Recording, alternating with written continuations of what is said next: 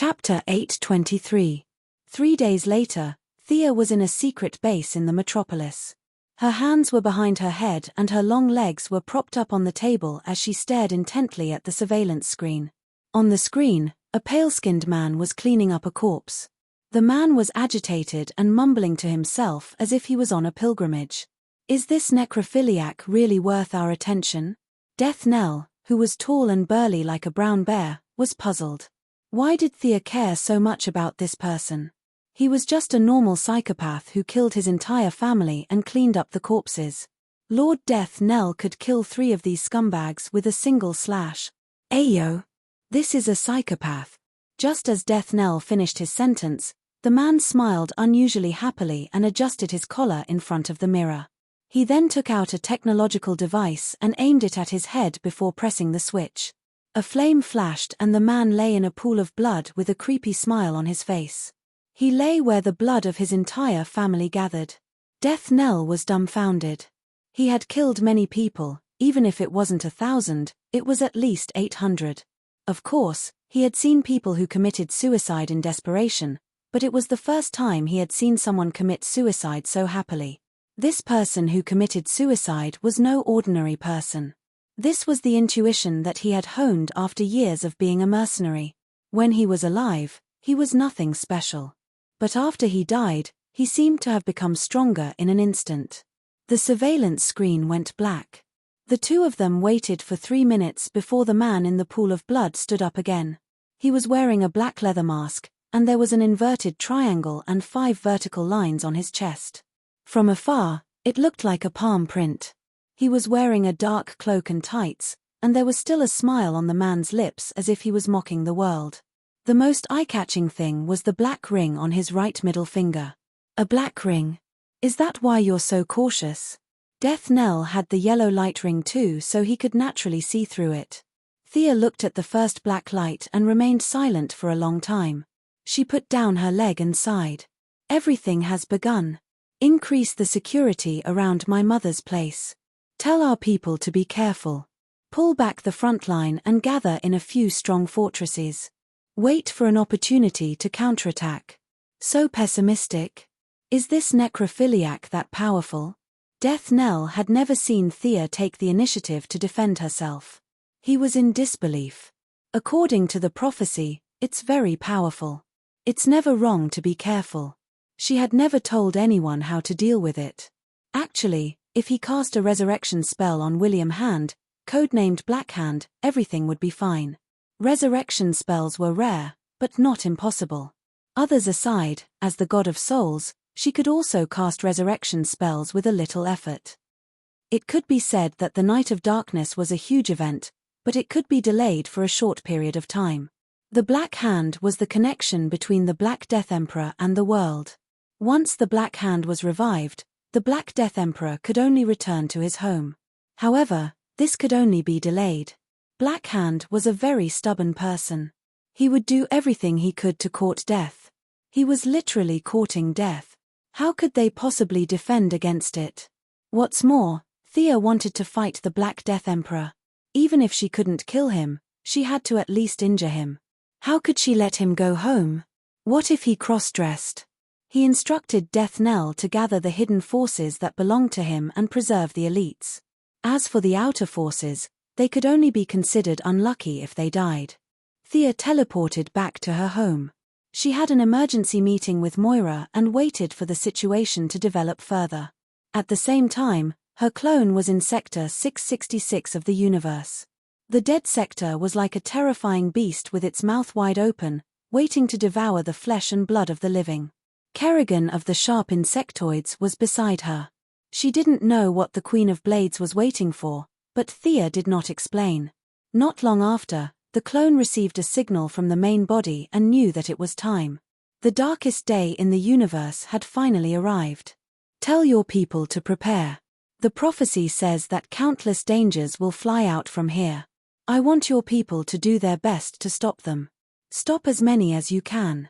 Although she was full of questions, Kerrigan still did as she was told. The insectoids blotted out the sea of stars. There were all kinds of giant insectoids everywhere. It couldn't be helped. Normal insectoids could not enter space. Most of the insectoids on the battlefield were elites and above. If they were all wiped out, it would greatly affect Kerrigan's rule. Don't worry, the losses won't be too big. Thea was very confident. Even if the Black Lanterns could come back from the dead, they would not care about the insectoids. They were just too weak. After waiting for a while, suddenly, there were many reflective dots in space that could absorb light. The dots looked like little bugs, but compared to the vastness of the universe, the shiny objects were too small. However, from the initial 1 or 2 light dots, they quickly grew to thousands, and even hundreds of millions. They rose to an uncountable level, and the entire sector seemed to be filled with them. Thea stared at the dots. They were rings, Black Lantern rings. The Black Death Emperor used the Anti-Watchers as the main energy source for the Black Lanterns, and the souls of the entire Sector 666 as the carrier of death energy. Except for the first ring, which was given to the Black Hand on Earth, all the other rings were here. The Black Death Emperor was the death before all life began. He was not in this world and needed the Black Lantern rings to gather energy and summon him from the void to the material world. Although Thea did not intend to stop the summoning process, she did not want it to go too smoothly in the early stages. Tell your people to get ready. Kerrigan's eyes glowed with a unique light. Many gigantic insects with sharp horns on their bodies stood at the front line. Behind them were long-range insects with all kinds of trapping abilities, slowing down, and restricting movement. At the back were 500,000 frog-like insects with big heads, small bodies, and bulging eyes. Their mouths lit up when they opened and closed. These were new insects that Kerrigan specially created according to Thea's request. Destroying the Black Lantern rings was not easy, but it was not difficult either. The White Lanterns could be completely extinguished, the resurrection spell could be completely extinguished, and even the angel Zoriel beside the stranger could be wiped out. This was because they all had strong life energy and would cause damage to the Black Lantern rings made of death energy. Other than that, there was the traditional method of the 7-lantern core. Green Lantern and any one of the other 6 lanterns could destroy the Black Lantern rings. In general, the Guardians of OUA had a unique vision. They had realized the uniqueness of Green Lantern billions of years ago. But considering OUA's refusal to cooperate, Thea had to find another way.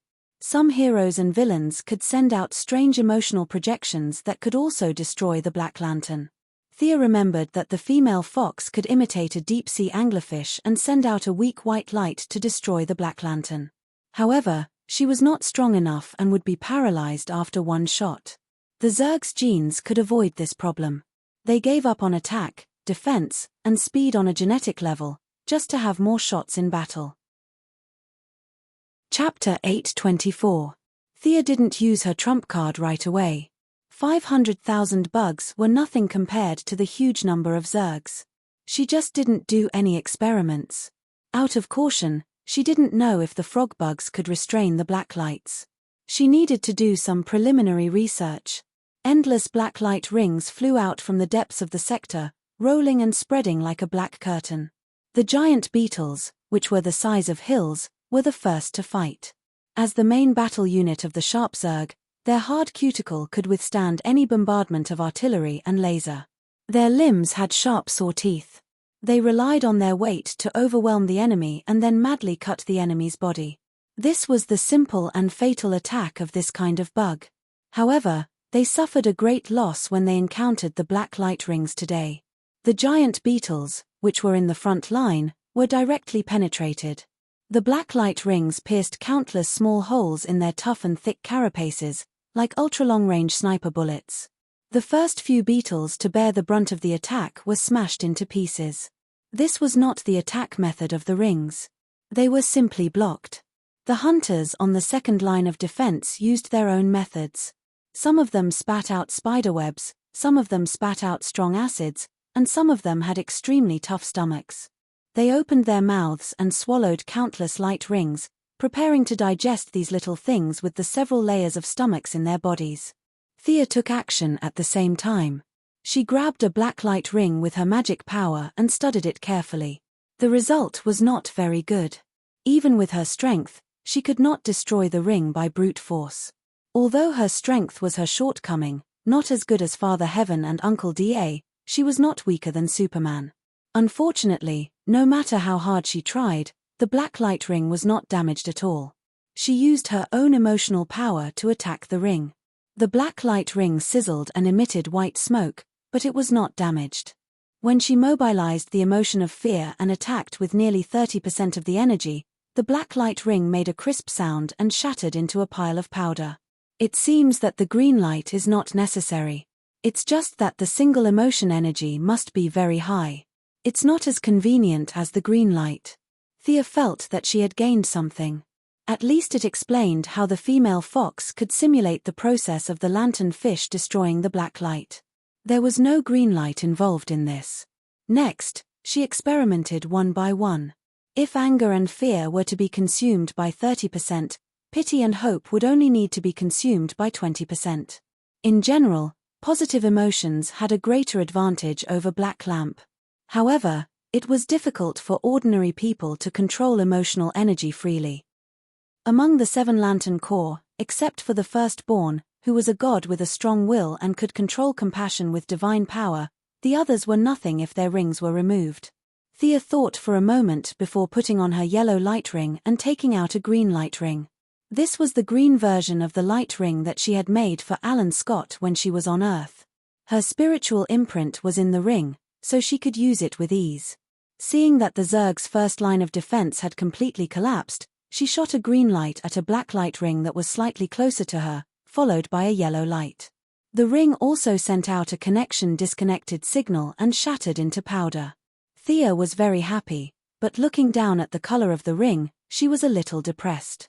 This imitation green light ring was effective, but this place was too far away from the green of all things. Earth was the home of the green of all things, and there were also ordinary planets, but not many. But now they were in space, and the green of all things could not reach here, so the ring ran out of power after a few shots. Let the follow-up troops press on and focus on restraining. Leave the killing to the special bugs. She turned and ordered Kerrigan.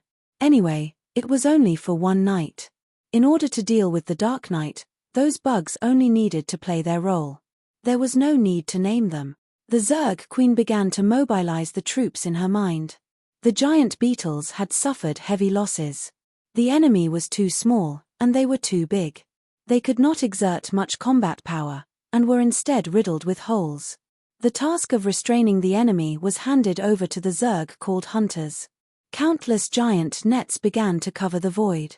The black light ring's unstoppable speed was restrained, and as a trump card, using the Rainbow Bandit's angry emotional cells, combined with the genes of the Earth's lanternfish and the sharp Zerg, the frog-like bugs rushed to the black light rings that were caught in the nets.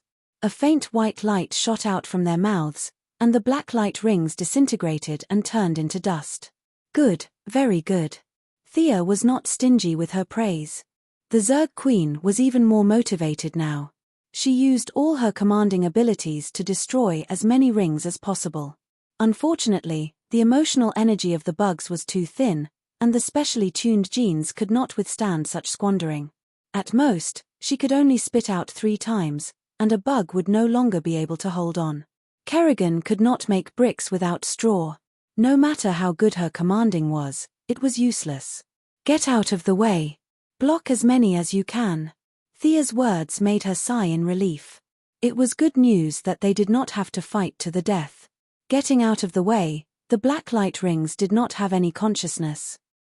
Like a black flood, they passed through the sharp Zerg's line of defense and rushed out of Sector 666 mechanically according to the set track. They flew to their designated targets according to the settings.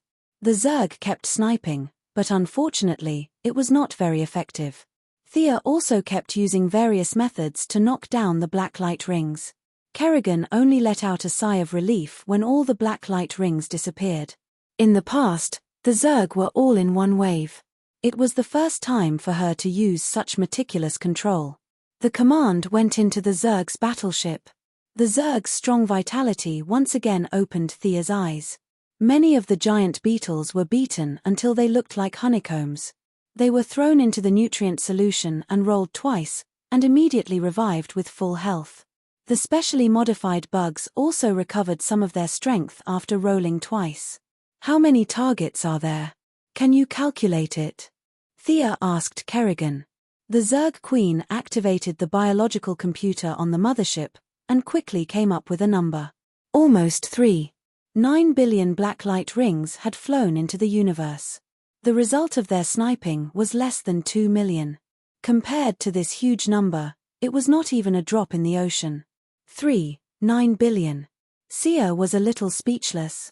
This was not just 9 billion pigs. It would create 9 billion Black Lantern warriors. Only the most outstanding people in the entire universe would be chosen by the Black Lantern. For example, the sharp bug tribe that had died before, the Black Lantern did not even spare them a glance. In theory, the blacklight rings could use black to materialize, just like the other blacklight rings. However, because they were all puppets of the Black Death Emperor, controlling 9 billion combat units at once was something that even the Black Death Emperor could not do. He could only let the puppets move according to their memories and reduce the amount of control. In other words, those who did not use the blacklight rings when they were alive would not use them after they died. This was the only good news. Now, what they had to worry about was the main planet of Aura, the graveyard of the Green Lantern Corps base. Millions of the greatest Green Lanterns were buried there. Once they were turned into blacklight puppets, even if they could only use half of their strength, it would be enough to make the Guardians suffer. Chapter 825. 9 billion Black Lantern warriors. Just think of that scene.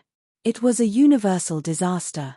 Thea ordered the Razorback insectoids to wait for orders near Aura's main planet. Scarface had betrayed her and imprisoned her own kind. Thea did not know the actual situation now, but she estimated that the Guardians or the Green Lantern Corps could hold them off for a while. The Lantern Ring was a true warrior with a host. Otherwise, it was just some metal that could fly. Thousands of Green Lantern rings could hold them off for a few hours. The Razorback insectoids teleported to Aura. She took off her Soul King costume and changed into another one. She wanted to save Zamalan's Purple Lantern Corps, which was the Bluestone Corps. Considering that there would be many battles to come, she cancelled her doppelgangers and went with her original body. Anka's amulet gave her the ability to teleport between life forms. She found the Saint first. Even the Black Lanterns could not get close to Aura's light of hope. The Saint and Ching En-yu were waiting for her there. Ching En-yu was a little anxious, while the firstborn held his sword and closed his eyes in deep thought. Darkness is coming. Abin Su's arrangements were not in vain. Let the light of the Green Lanterns shine on the universe. Thea looked at the Green Lanterns who were ready to go and said loudly, En-yu, En-yu. The Green Lanterns made a very unique call. They notified the Green Lanterns in the universe to gather and help teleport the Yellow Lanterns. The Yellow Lanterns dared to fight and kill, the Green Lanterns replenished health, and the Blue Lanterns replenished mana. Under Thea's control, the three lanterns were getting closer and closer to each other. Thea was going to make Aura her base camp. The strong emotions of Hope and Mogo's killing machine made it an impregnable fortress. She would be very busy tonight. Earth and Aura, she had won at least half of the battle if she defended both. Where are Ganther and Sade? She asked the Saint. Ganther seems to have seen the Dark Knight. He went back to Aura to warn the Green Lanterns. Sade went to Okaro to look for the Orange Lanterns. The Saint was still optimistic. Speaking of the Orange Lantern, Thea thought of Larfleetz. In the original timeline, Larfleetz refused to leave Earth and wrote a long piece of paper, claiming that he wanted to ask Santa Claus for a present. Speaking of this bastard, her head was filled with anger. There was no reason for her to be angry. She took 2 deep breaths before she shifted her attention away. All right, that's all for now. Hey, interesting. You go ahead and set it up. I'll be right back. Thea then teleported away. Now, the teleportation didn't have any light, so she didn't need to cast any spells.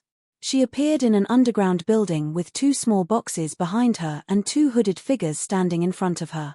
Did you hide the 2 boxes behind me back then? Old friend, why didn't you come and find me when you returned to the material world? Senisto, Lisa Draka, it's been a few years. I really miss those days. The tall man took off his hood. It was Senisto, the first leader of the greatest Green Lantern, the Yellow Lantern. He was still tall and thin, but he looked tired. The short one bowed slightly to her. She was Lisa Draka, who was very sensitive to mysterious auras. Why aren't you speaking? I remember that we aren't enemies. Senisto kept his mouth shut. Lisa hurriedly bowed. Lord Senisto was severely injured in the antimaterial universe. His voice, TSK, it's not a big deal. Thea stretched out her finger, and a white light flashed. Senisto's eyes were a little surprised as he touched his mouth. All right, I've said it before.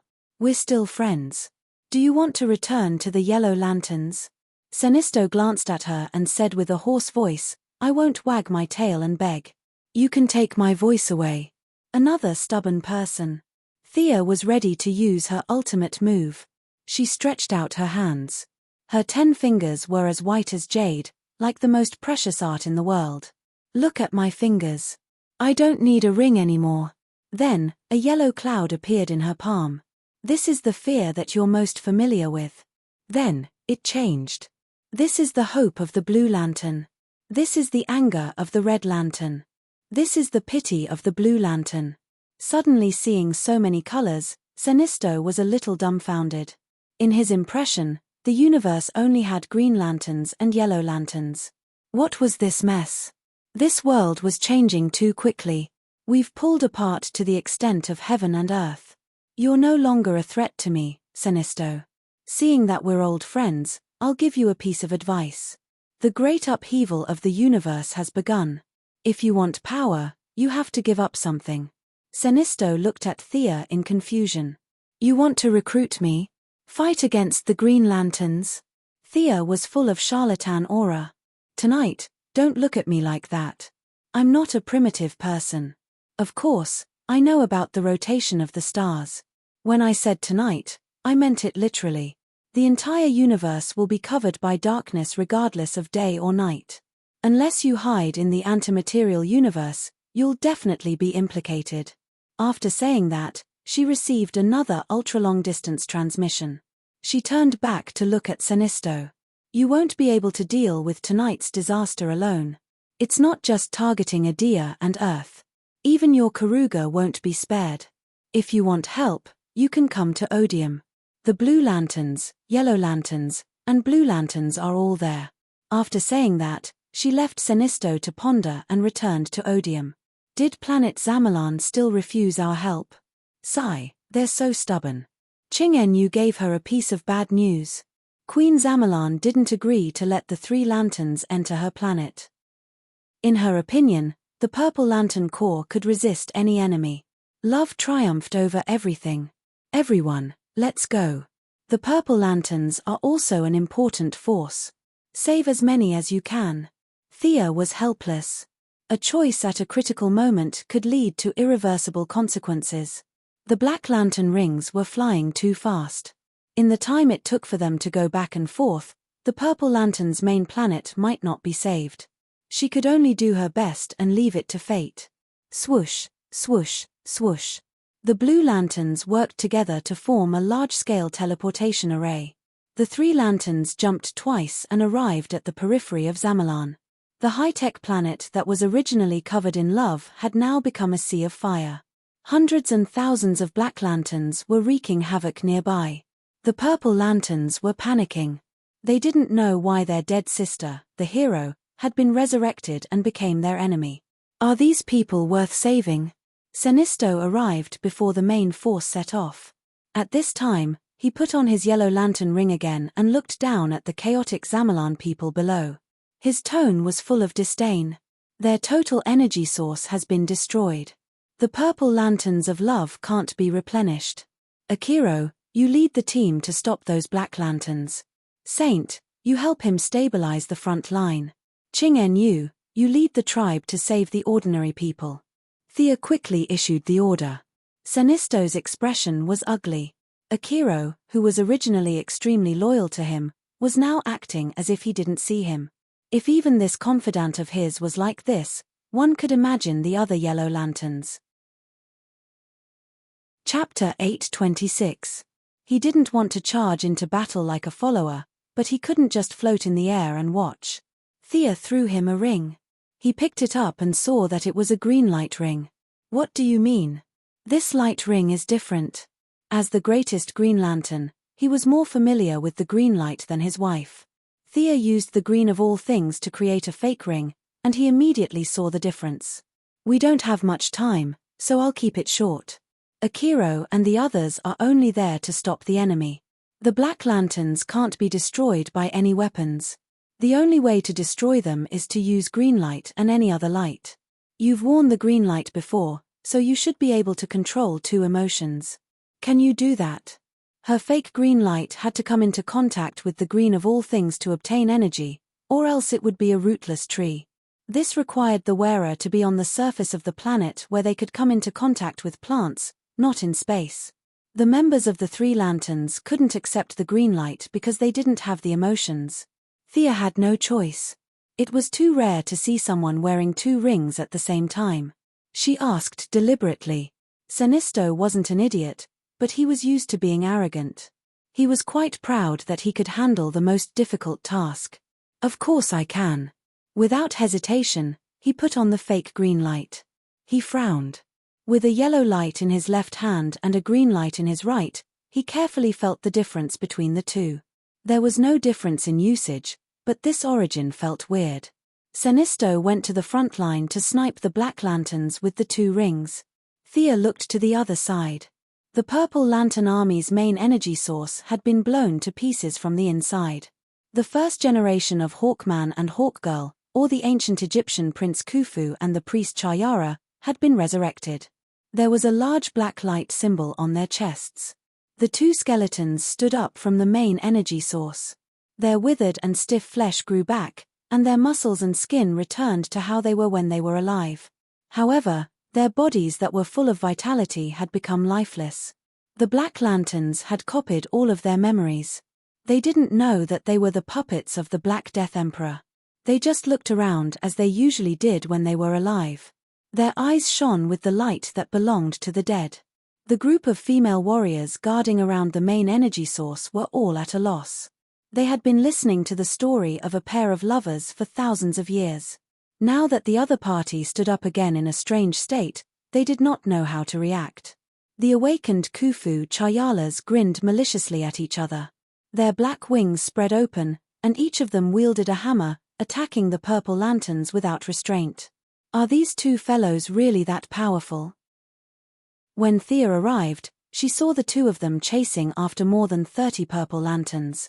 This result made her a little surprised. Eagle Hero and Eagle Girl were two weak chickens.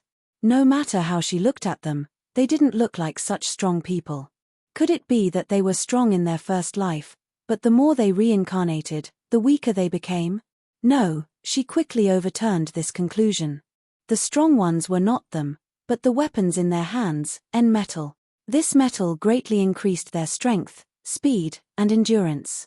At the same time, it also came with a bunch of effects such as damage reduction, increased recovery speed, and so on. Thea saw with her own eyes that the purple lamp was bounced off by Chayala's body. The toughness of her body was evident. At the same time, the hammer also had the characteristic of attacking the soul. Once it hit, it would cause a trance for a while. If the Purple Lanterns did not stick together to defend, there would be a lot of casualties. The two's hammers were made of metal. They had various physical attributes and were accompanied by soul attacks. It could be said that it was a weapon that combined both attack and defense. Unfortunately, their success was due to the hammer, and their failure was also due to the hammer. After all, they could not reincarnate with a hammer. This was not a treasure that could be big or small. It was made of pure metal. Which pregnant woman could give birth to a hammer that weighed dozens of kilograms? That would be too scary. That was why their first generation was the strongest. From the second generation onwards, they were weak. This thing is fated with me. Young mistress looked at the hammers in their hands and the wrist guard on Khufu's arm. She silently muttered in her heart. No matter how strong the two were, they were not in her eyes. Her attention was attracted by a huge monster not far away. Purple curled around it. It had a huge skeletal body, a huge head and a long tail like an alien. The monster's body was faintly discernible. As if it felt Thea's gaze, it suddenly ran. "Where do you think you're going?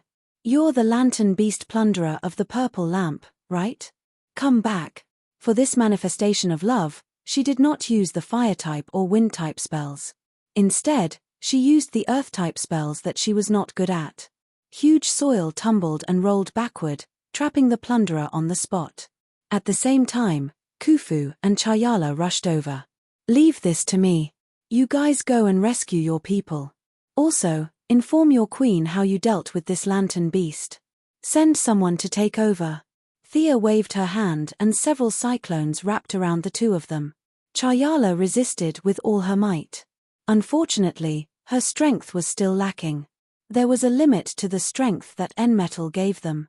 However, Khufu was stronger than her. The wrist guard on his arm glowed. With a shake of his arms, the cyclones were broken. He placed the hammer in his left hand and used his right hand to break Chayala's chains.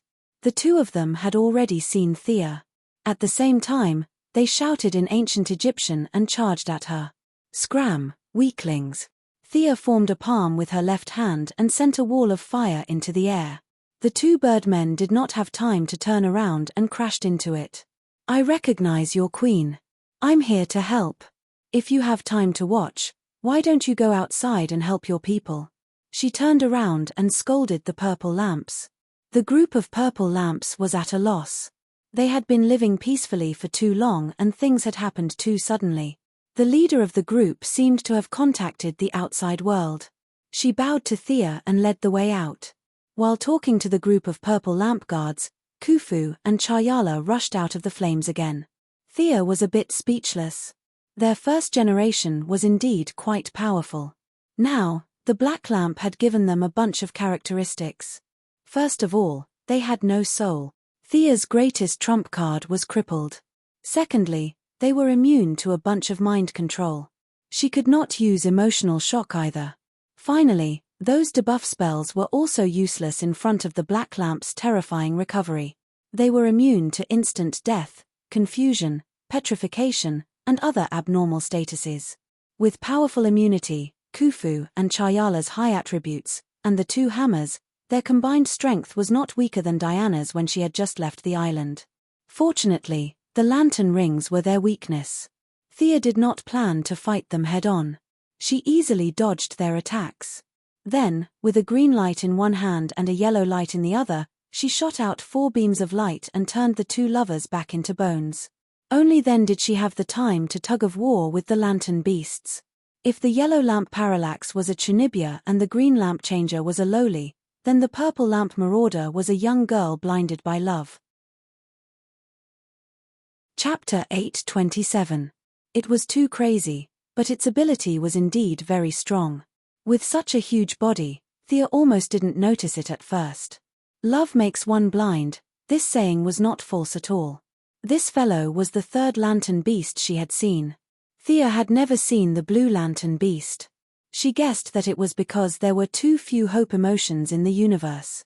Furthermore, the hope she gave to the saint came from Earth too, so the blue lantern beast might be squatting in some corner now. A large amount of soil and sand bound the purple lantern beast tightly. Thea couldn't let it escape. Would she chase it all over the universe? She cast 7 or 8 seals consecutively before giving up. He turned his head and used Mage's hand to pick up the 2 N-metal hammers. He shook them in his hands and struck a pose. They were as dumb as they could get.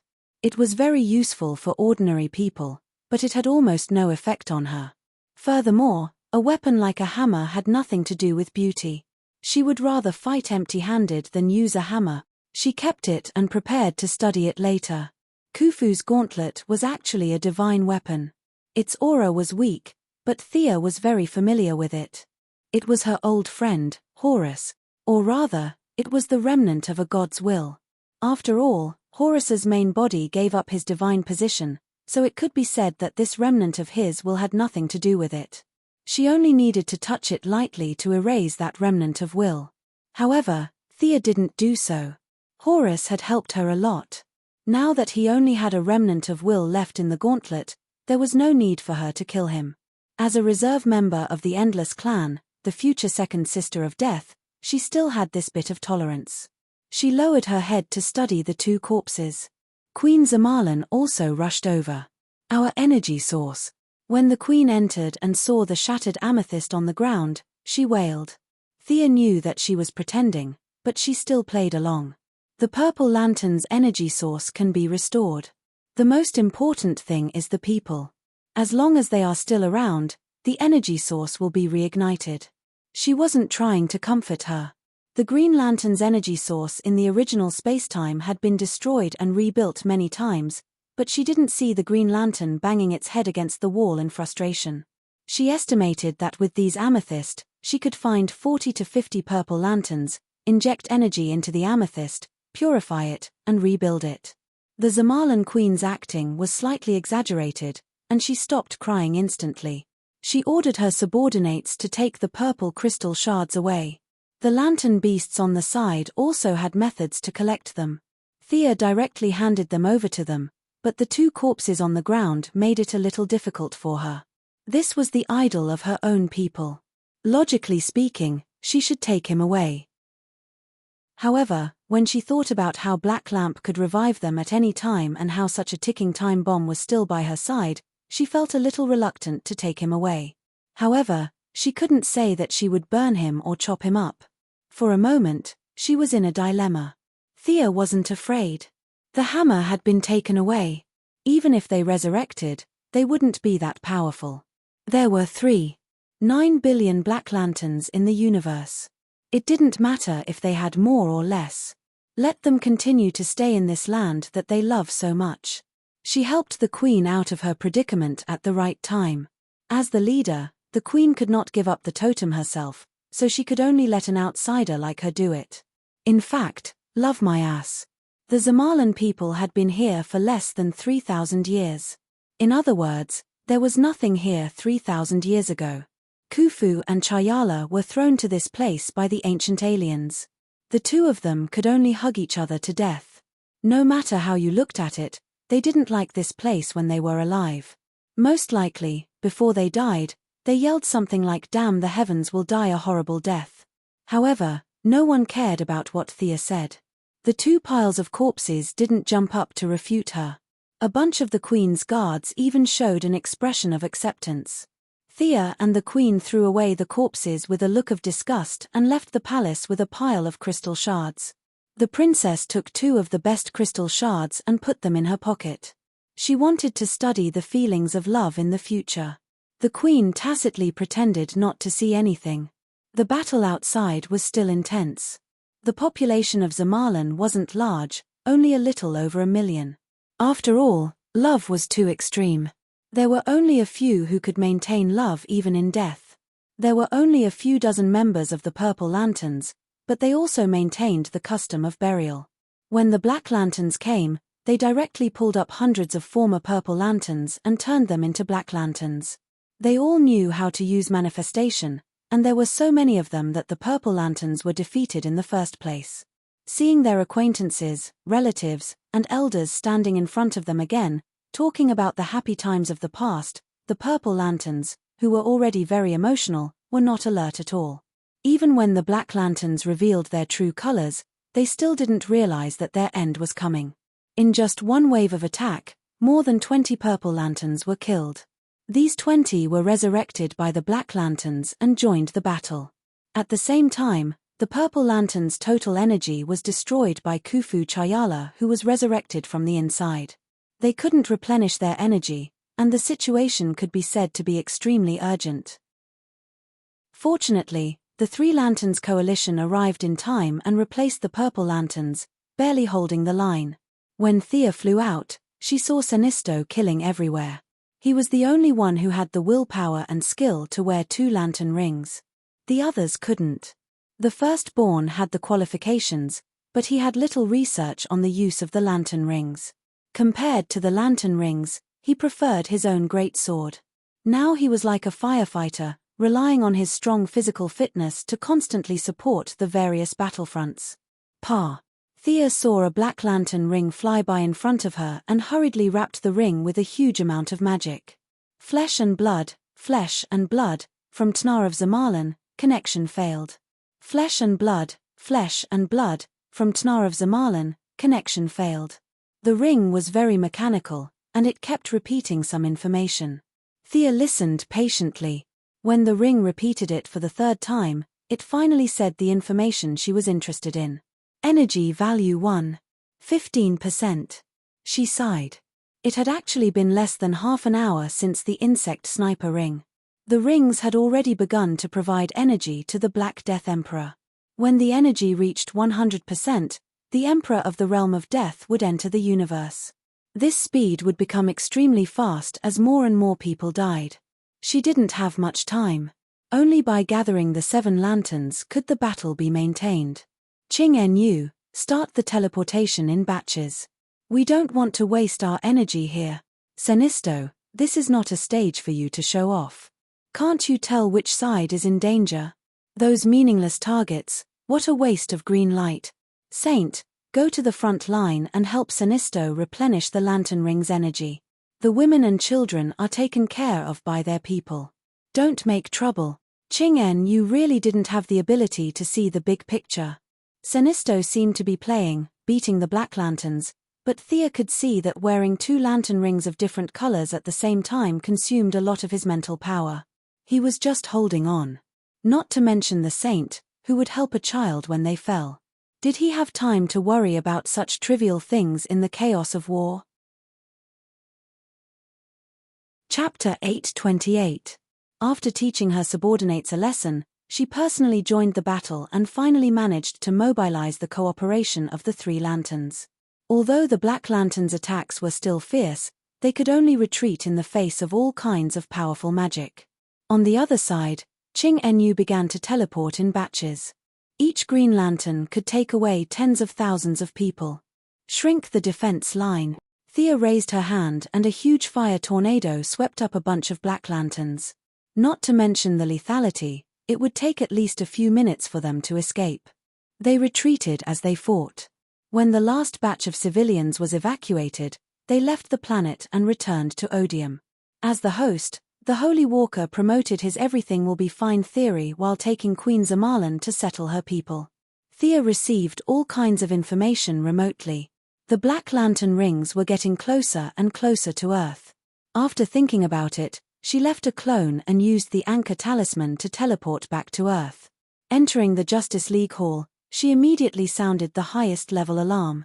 Superman was the first to arrive, followed by Diana, the 3 speedsters of the Lightning family, Barry Allen, Wally West, Bart Allen, the Martian Manhunter, Supergirl, and Green Lantern John Stewart. They rushed over without any preparation. Diana was wearing casual clothes, Superman was unshaven, and there was a lipstick mark on Barry's face. Wally gave him a few looks before he wiped it off. What happened? Diana was shocked. The Justice League's highest level alarm was set up for superheroes all over the world. It was not limited to the League. This setting was secretly done by Bruce Wayne. They only discovered this function after Dick took over. There's a huge disaster in the universe that will affect Earth soon. We only have a few minutes, Thea replied. The Green Lantern will solve all problems. Before John Stewart could finish, he was interrupted by Thea. Idiot, your main planet Odium is surrounded. Don't you know that? Thea casually scolded this idiot. Then she picked up the phone and called the secretary. After all, not all heroes could fly. Even if some could, they couldn't fly fast. They were thousands of miles away. By the time they arrived, it would be too late. Quinn Group employees all over the world could inform them to participate in this large-scale video conference with the help of the local network. Princess Starfire, Starchaser, Raven, the younger version of the Golden Vanguard, Green Lantern Guy Gardner, Blue Beetle, Animal Man, Atom Man, Shockwave, Fura, Electric Lady, Firestorm, Battle Eagle, and White Dove entered the venue one after another. Thea's eyes narrowed as she looked at Warhawk and White Dove. These 2 tall men had absorbed the fate that she had given up. For example, Warhawk, who was already violent to begin with, had become even more violent, like a red light. For example, the white dove was even more holy than the angel Zoriel. In Thea's eyes, he was even more holy than the angel. It could be said that their fates had reached a new fork in the road, and it was hard to predict whether it was a blessing or a curse. She hardened her heart. She had to give up those things, move forward lightly, and never look back. She used a faint layer of soul power to isolate the breath inside and outside. Warhawk and White Dove, who were originally a little restless, felt slightly uncomfortable, but soon returned to normal. They thought that they were nervous because of seeing so many superheroes. As for the few mags from the magic school, Sia ordered them to stay put. Black lanterns could not enter the new world, and magic was also not very useful to black lanterns. The young lady knew very well that there was really no need to sacrifice the fragile mags here. She looked at her watch. Less than a minute had passed. She knew many heroes, but she didn't know most of them. They gathered in twos and threes, watching Thea make a call. She looked at the big screen. Some heroes who couldn't fly, such as the new Batman, the Green Arrow, and some leaders of countries were online. Everyone was waiting for her to speak. Everyone, time is tight. What I want to say is that an hour ago, countless black rings appeared in the depths of the universe. She paused, waiting for everyone to digest the news. Several heroes with sharp minds looked at the Green Lanterns, Gary Gardner and John Stewart, who were present. It's similar to what you guessed. This time it's Black Lanterns, Black Lantern rings. As for the number, a conservative estimate is 3.9 billion. Impossible. How can it be? Everyone exclaimed. The leaders of several countries online were even more shocked. Except for Moira, who knew some information from Thea, all the leaders looked as if their parents had died. Previously, there were 2 Green Lanterns on Earth. They began to think about how to get the rings. After all, they knew that with the rings, they had abilities. Now, there was no need to grab them. 3.9 billion rings came all of a sudden. The 2 of them only had 1 lantern ring. How happy. Happy my ass. According to their narrow vision, this must be a conspiracy against Earth. If Thea could read minds through the network, she would definitely tell them, congratulations, you guessed right. The truth was really against Earth. At the thought of 3.9 billion people like the Green Lanterns appearing all of a sudden, the leaders, including the heroes, were dumbfounded. A member of the International Justice League, Gary Gardner, who had the temperament of a veteran, looked at John Stewart with his mouth agape. They had tried to contact Ua before, but they did not receive any communication signal. What abilities do they have? Have you fought with them? Now, the only person who could ask this question was his family member, Diana. It's another kind of resurrection of the dead. They can choose the corpses of the most elite warriors in the universe and reinstill their memories, turning them into Black Lantern warriors with abilities from when they were alive, Thea replied. The 2 Green Lanterns looked at each other and saw the shock in each other's eyes. John Stewart asked Thea, can they use materialization abilities too? Yes. Otherwise, what force do you think can prevent Ua from transmitting any information? I know about your martyr's cemetery. Now, I'm afraid, I don't believe it. John Stewart could not accept the current situation. At this moment, a voice came from outside the door. Stewart's colleague, what she said is true. The fall of Ua is only a matter of time. 2 figures, one big and one small, flew in. Hal. The heroes greeted Hal Jordan. The husky was quite popular, but he was extremely tired at the moment. He only nodded at them as a greeting. Thea was a little confused. She looked at the small man beside him and asked, Ganther? I went to Odium to look for you. What's this symbol on your chest? You joined the Green Lantern Corps? I gave up my identity as a guardian. Now, I want to be a part of the universe and participate in the war as a Green Lantern, the small man, Ganther, said solemnly. Thea expressed her admiration. The Guardians saw the Green Lanterns as tools. Ganther was able to abandon his comrades and all his inherent beliefs to fight side by side with the so-called bumpkins. He was an amazing person. After a few seconds of silence, she threw out a time stop and prepared to talk to Ganther alone. The small blue man, Ganther, looked at the different flow of time around him. His old face was expressionless. It seems that you know about that existence on Earth. Is that why you came back here to defend it? Spirit of existence. You don't have to test me. I know of its existence. It's the materialization of the first beam of light in this world. Chapter 829. Ganther was relieved. So you do know about the spirits of existence. Then you must know that their target is Earth, right? It was a question, but he was sure that Thea knew. Of course she knew. She even wanted to blaspheme the Black Death Emperor. Both the universe and Earth need the power of the green light. Thea showed him the battle on Zamaran. No matter how the yellow light, blue light, and green light fought, the black light would recover instantly. Only when the green light and any other light were mixed together would the black light be destroyed. Is this the power of the green light? Ganther ignored Sinisto in the image and showed no interest in the green light ring on his hand. However, he showed some interest in the battle between Qing Nu and the others. The green light could temporarily change its color.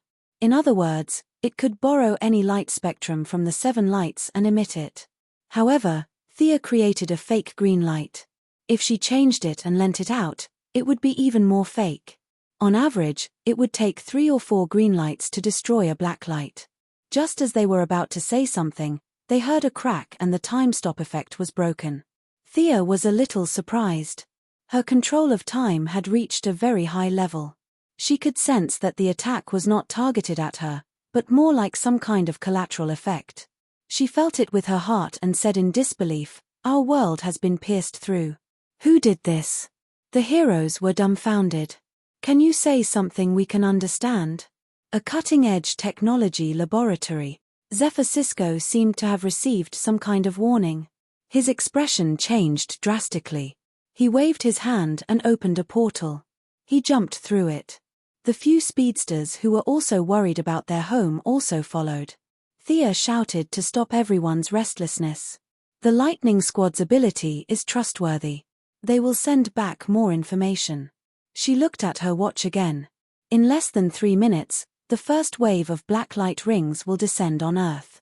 Leaders of all countries and heroes of the world, the ones who will stand up again will be our family, friends, and lovers. But I want to say that it is only their bodies and their memories that have been copied. The people you remember are not in front of you. No attack can destroy the Black Lantern ring. At present, the only way we have found to deal with it is the green light of the Green Lantern Man and any one of the lights in the Lantern Ring Corps, so the 3 Green Lanterns on the field are the main force. Hal Jordan, Guy Gardner, and John Stewart felt a lot of pressure, but they stood up bravely. "I can help. I'm also a green light now." Gantz raised the ring on his finger. Thea couldn't care less about the people around her. "Is your former Guardian colleague still on the main planet of Aurora? A few thousand Green Lanterns won't be able to withstand 1,000,000 Black Lanterns. What OU needs now is a Guardian, not a Green Lantern. Do you understand what I mean? But I can't go back. Europe has been surrounded. I'll teleport you back and leave your ring behind. This way, OUA's Guardian can cooperate with the rest of the Lanterns to keep the green light as much as possible." Gantz had an imperceptible smile on his face. "I've only been a Green Lantern for half a day, and this is the result. Fate has made me go back to my old path." He took off the ring and changed back into his little blue man costume. The ring rose into the sky. Thea teleported Gantz away and passed the news here to her clone on the distant alien planet. Gantz's ring flew quickly and came back quickly. A young man was directly pulled back by the ring. Suddenly seeing a room full of heroes, the young man was a little confused. "Hal, tell him what to do next." Considering the feud between the Green Lanterns and the Yellow Lanterns, and the lack of Blue Lanterns, Thea summoned 4 Green Lanterns to cooperate with them. The 2 lights together can destroy the Black Lanterns, and the teleportation of the Green Lanterns can also make them act as firefighters.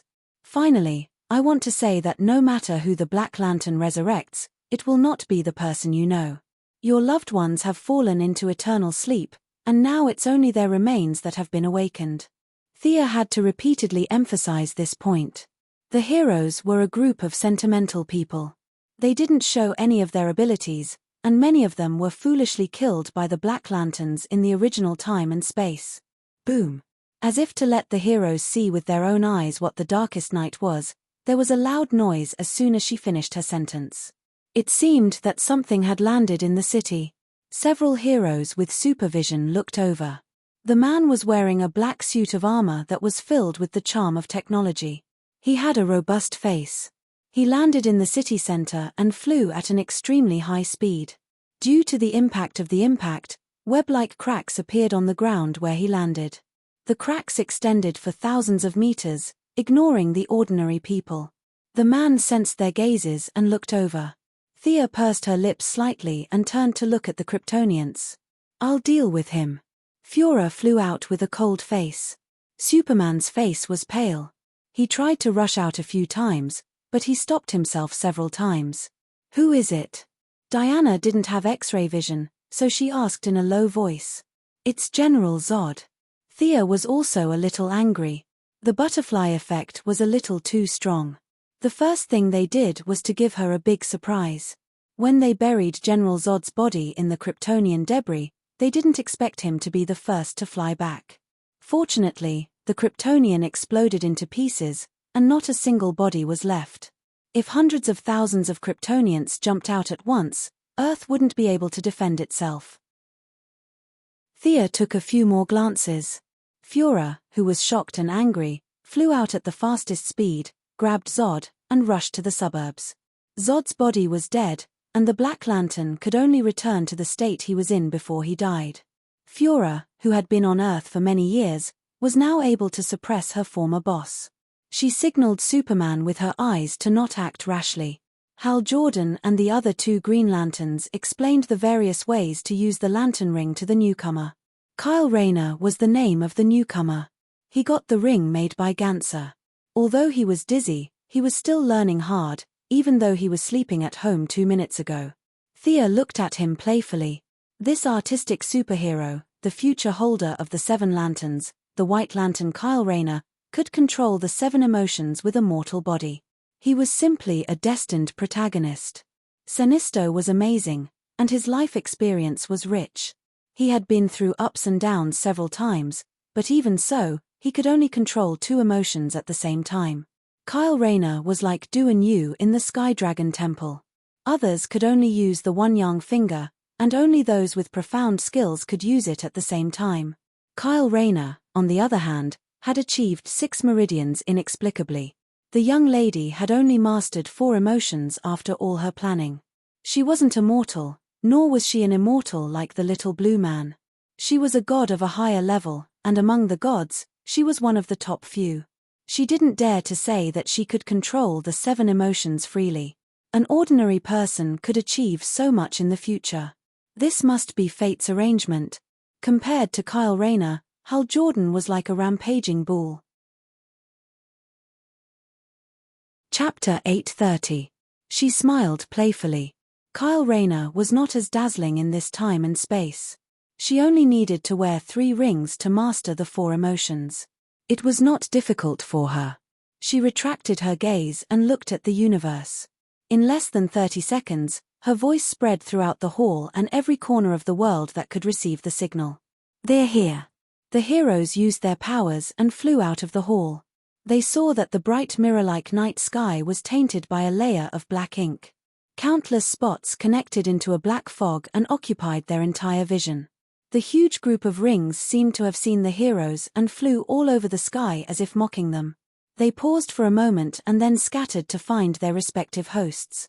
Even though Thea said that normal attacks were ineffective against the rings, they still used their own means to attack. Supergirl's heat ray, Firestorm's flame impact, Starchaser's staff, everyone attacked. Unfortunately, neither the Kryptonian's superpower nor Firestorm's atomic recombination could do anything to the black light rings. Only the 4 Green Lanterns cooperated with Green Lantern and knocked down a few rings. Diana believed every word her lover said. She did not attack. Thea did not attack either. As long as the superheroes on Earth were mentally prepared, they could deal with the crisis. She needed to accumulate strength and gather the 7 emotions to become a white light to deal with the Black Death King. She reached out and grabbed a light ring that flew in front of her. The mechanical sound inside was still so harsh, like an old broken machine. After several failed attempts to break free from the ring, the sound from the inside finally came intermittently. Flesh and blood, Earth's Solomon Grundy has awakened. Flesh and blood, Earth's Boston Brand has awakened. Flesh and blood, Earth's John Grayson and Mary Grayson have awakened. Flesh and blood, Earth's Maxwell Lloyd has awakened. Flesh and blood, Earth's Ted Court has awakened. Flesh and blood, Earth's Robert Quinn has awakened. Flesh and blood, Earth's George Harkis has awakened. Flesh and blood, Earth's, has awakened. Thea quickly read all kinds of information from the ring. She was a little annoyed as she destroyed the ring with one hand and a yellow light. All his acquaintances had been resurrected. He wasn't some hermit expert, so naturally, his relatives were among them. Old Robert Quinn had been resurrected. The Black Death, the arch behind the scenes, seemed to be mocking all the resistance. The priority of resurrection was the hero's relatives. For example, Dick Grayson's parents were completely side characters, yet they had been resurrected. Superman's adoptive father, the Sea King's biological father, and the aunts and uncles of the various heroes were all pulled up again. The only bright spot was that Barry's mother did not come back to life. It was unknown whether or not it was because of the power of speed. Casualties were inevitable tonight. The governments of various countries were mobilizing their armies to attack these resurrected people. However, their weapons could not cause much damage. 3 of the Heaven's Eye Society's bases were breached. Captain Boomerang, Rick Flegg, and the Charm Witches, who had come back from the dead, attacked at the same time. Together with the many prisoners on death row who had been secretly dealt with, their numbers snowballed. In the end, Cartana, Death Shooter, Dr. Light, and a few other second-rate heroes and villains covered Amanda, and Lara retreated. Killer Croc, who fell behind, was killed directly and revived as a Black Lantern warrior. Gotham was also hit hard. Many of the dead returned to the streets, venting their fear and destruction. As Batman's successor, Dick Grayson and the Raptor Squad were under a lot of pressure. Stubborn as he was unwilling to ask for help from the Alliance. However, Thea estimated that it was only a matter of time. Thea, we're in big trouble here," Barry said in the communication channel. Thea nodded and gestured for him to continue. Those little blue-skinned people seem to have opened up a passage to Earth too.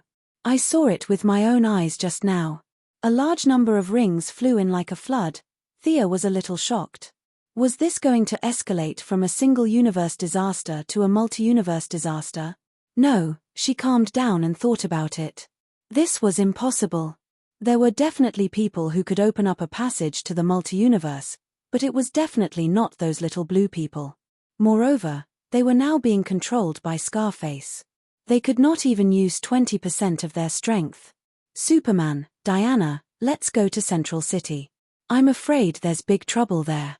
The few of them did not know what was going on, but they followed her through the teleportation. Supergirl wanted to go as well, but Thea sent her back to Nathaniel City. Her sister Alex and Lena needed help. The originally orderly state-of-the-art laboratory was now like a ruin. A huge crater flattened the buildings on the ground. Countless broken pieces of equipment were scattered around, indicating that this used to be a high-tech research facility. Are those the Guardians? Diana was fully armed as she looked at the little blue people in the air. The little blue people did not look good.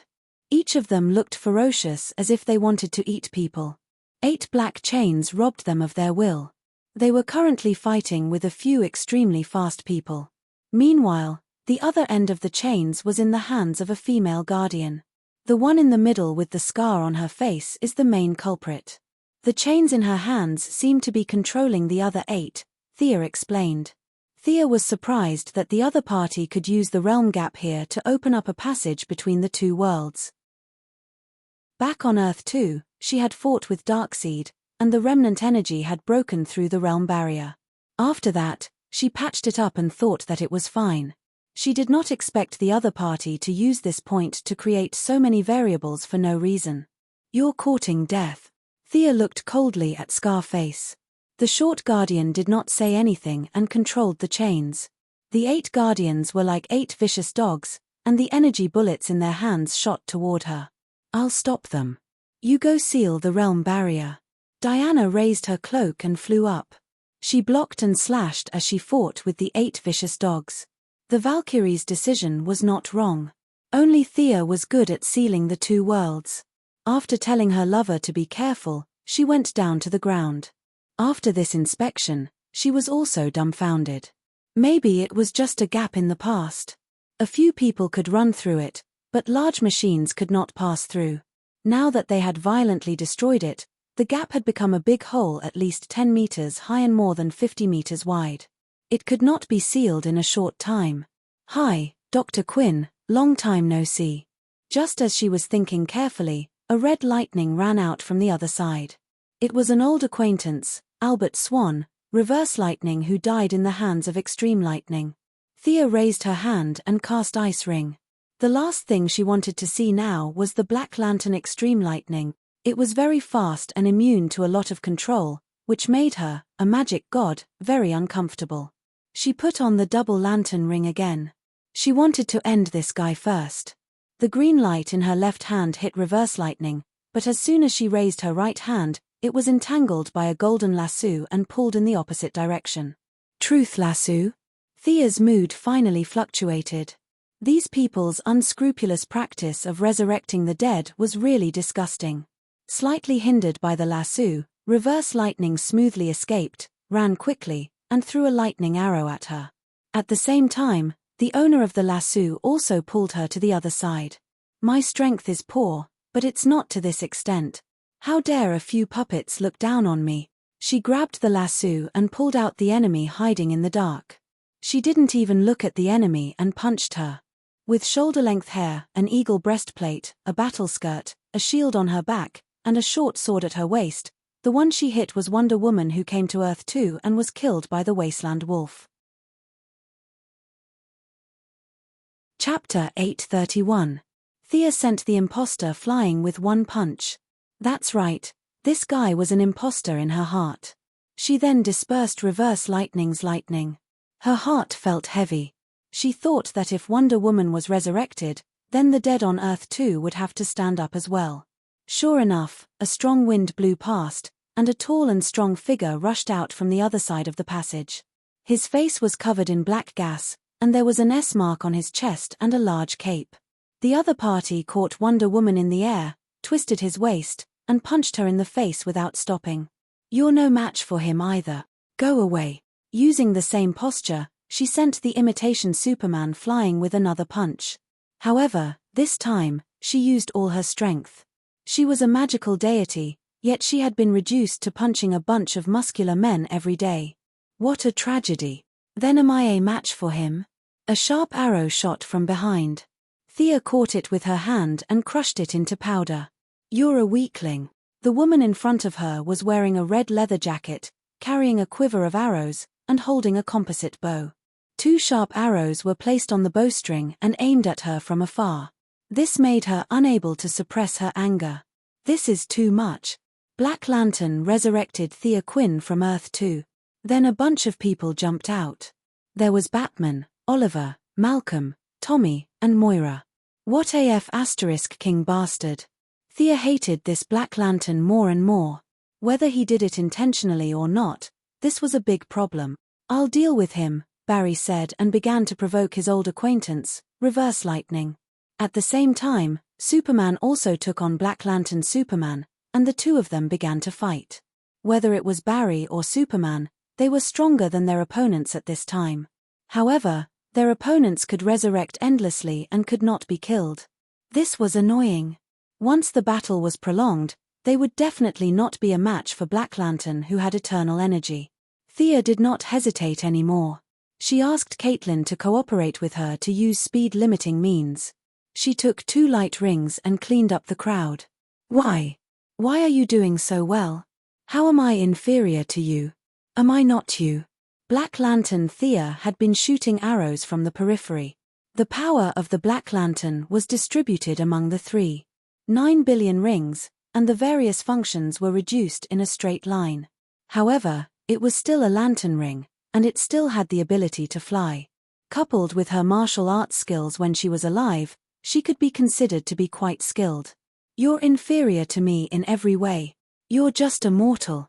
In the past, Thea would not talk about gods and mortals, because she knew that compared to the big boss was the god, and she was just a slightly bigger ant.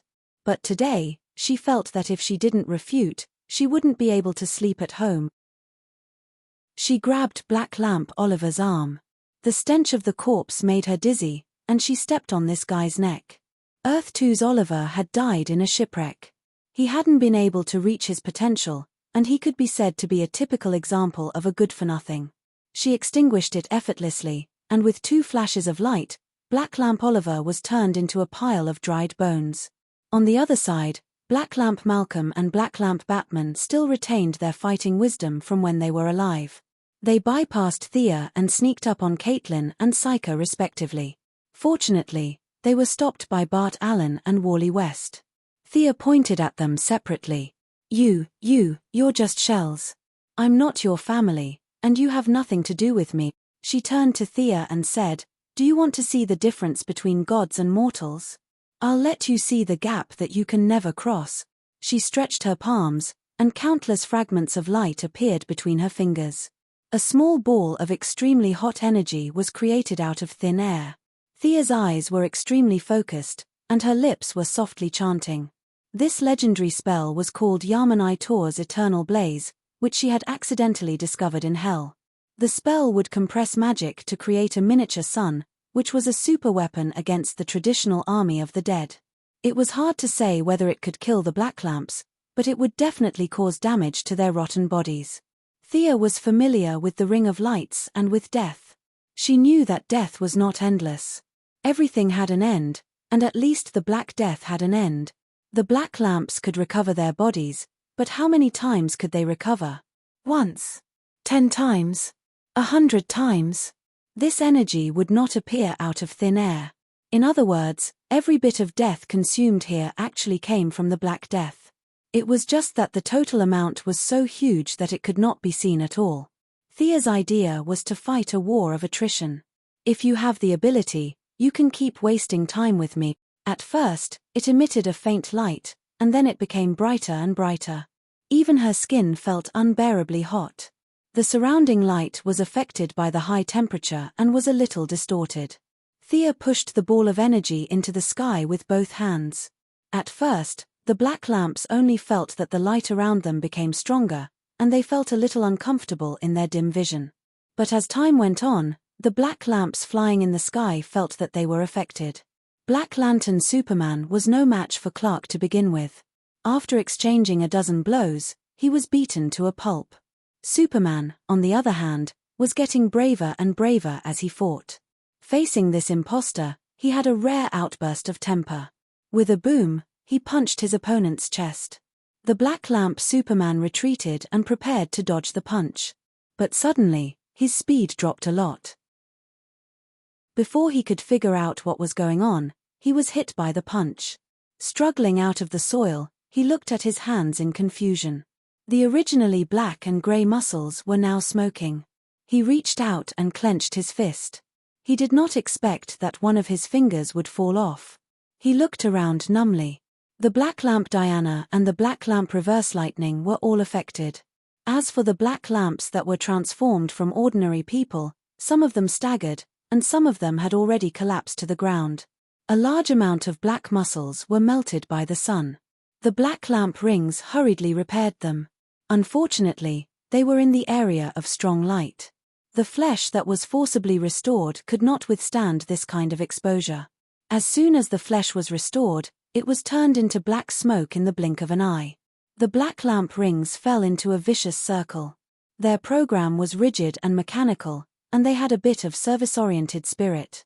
As long as the host was still there, they would continue to repair. Melt, repair, melt again, and repair again. The direct effect was that the combat power of the Black Lamps fluctuated. After all, their combat power was greatly limited by their bodies. Without a body, they were just bones. Even the Superman could not exert much power. Superman and the Flash had the upper hand at the same time. The Black Lamp Superman could still rely on himself to hold on. Reverse lightning could not do it. With his left foot, his pace was steady. When his right foot stepped out, the flesh of his forefoot turned into black smoke. He could not run at all. At the critical moment, the black lamp Diana kept attacking the civilians around her, causing the flash to come to her rescue. Only then did the crisis of reverse lightning be resolved. It wasn't just them. Scarface, who was like a dog leashed, was also affected. The strong light shone on his body and made a light sizzling sound. The colors of the 8 black chains were changing rapidly. 2 of them were even slightly damaged. The 8 mad dogs that were attacking Diana in a frenzy began to slow down. Their dull eyes also showed some signs of recovery. Chapter 832. Scarface had never seen such a legendary spell before. She was very decisive. 4 guardians continued to attack Diana while the other 4 turned around and tried to destroy the miniature sun created by Thea. Unfortunately, the guardians did not understand the principles of magic. She was still using the traditional method, which was to bombard the sun with energy. She had seen Angel Zoria before. According to his aura, Thea's spell was even more powerful than the original version. Through the magic channel, it was the positive energy from heaven. The Black Death Monarch could ignore this energy, but his soldiers could not.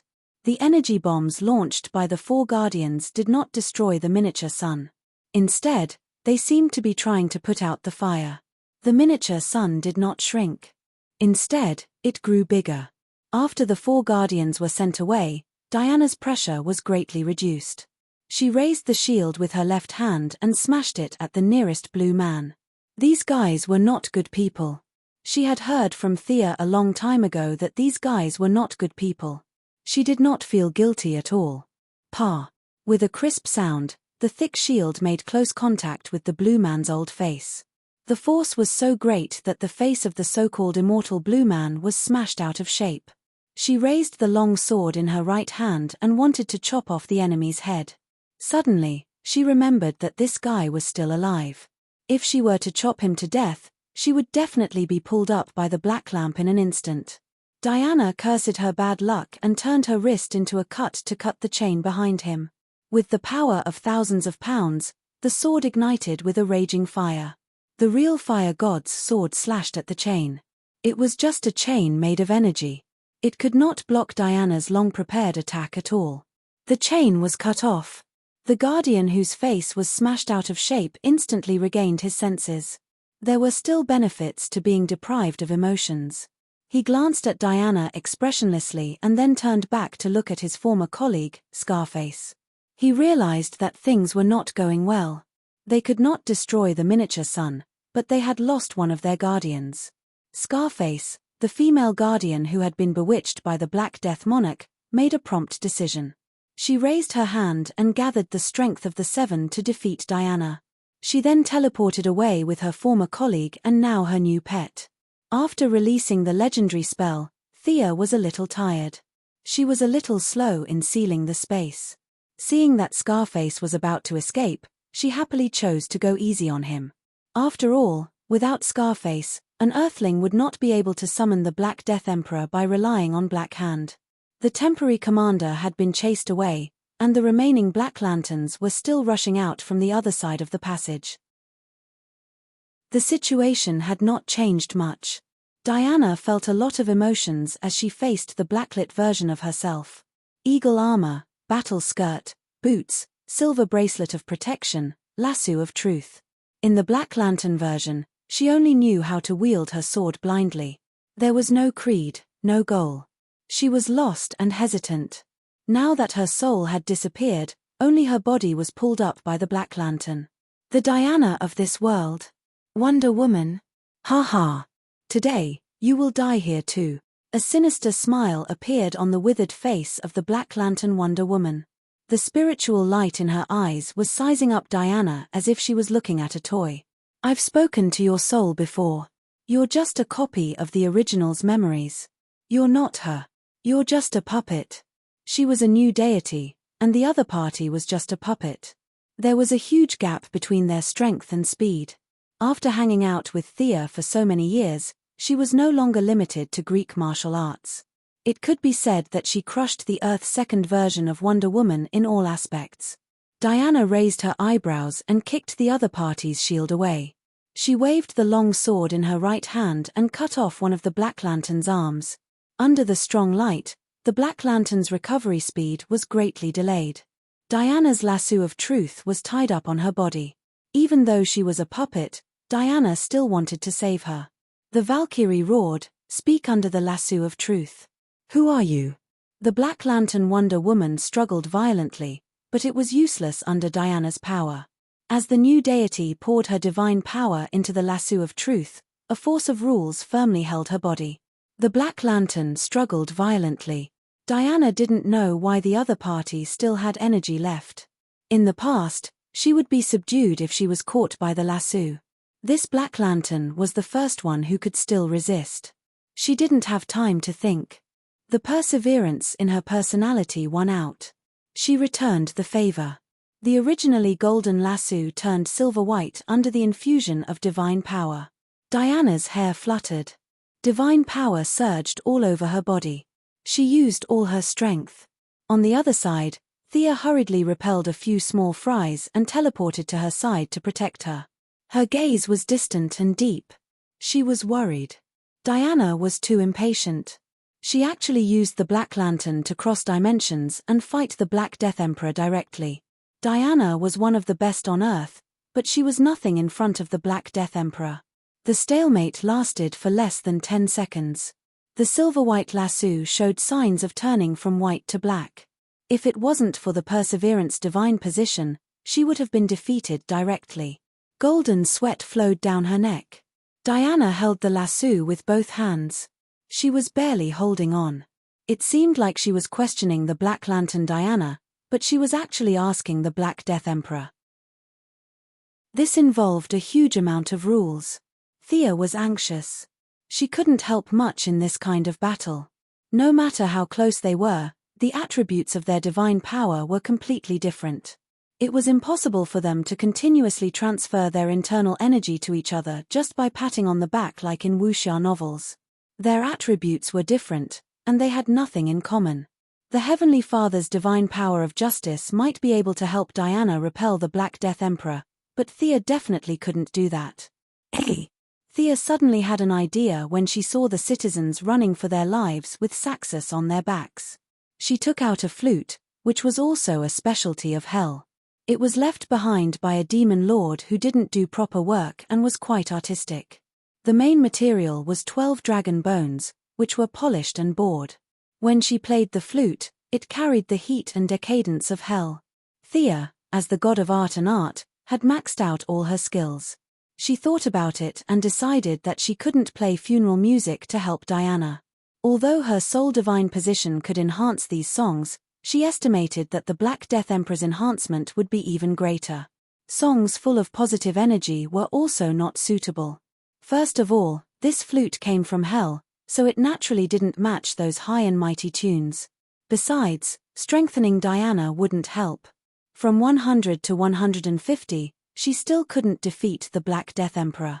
Fortunately, she had pondered for a long time about how to deal with the Black Death Emperor. She had all kinds of ideas, but her principle was still the same. Since she couldn't beat him in terms of realm and understanding, she would blaspheme him. It was hard to learn good things, but easy to learn bad things. The purity that had been maintained for 10,000 years could be destroyed in a few minutes.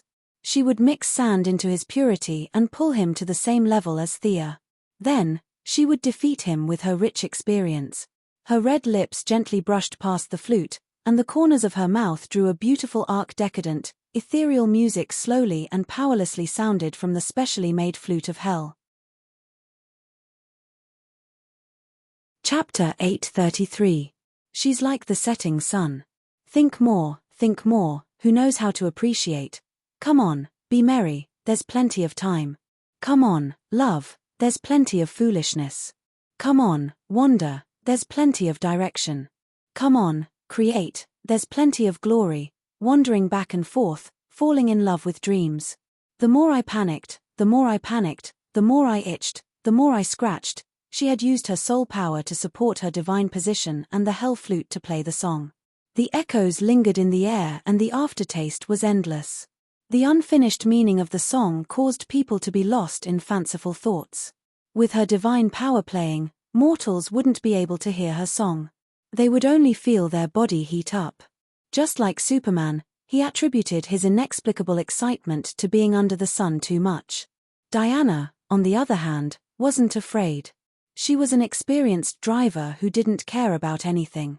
The two of them had interacted for so many years, so what hadn't they done? Singing a little song? That's nothing, it's just a drizzle.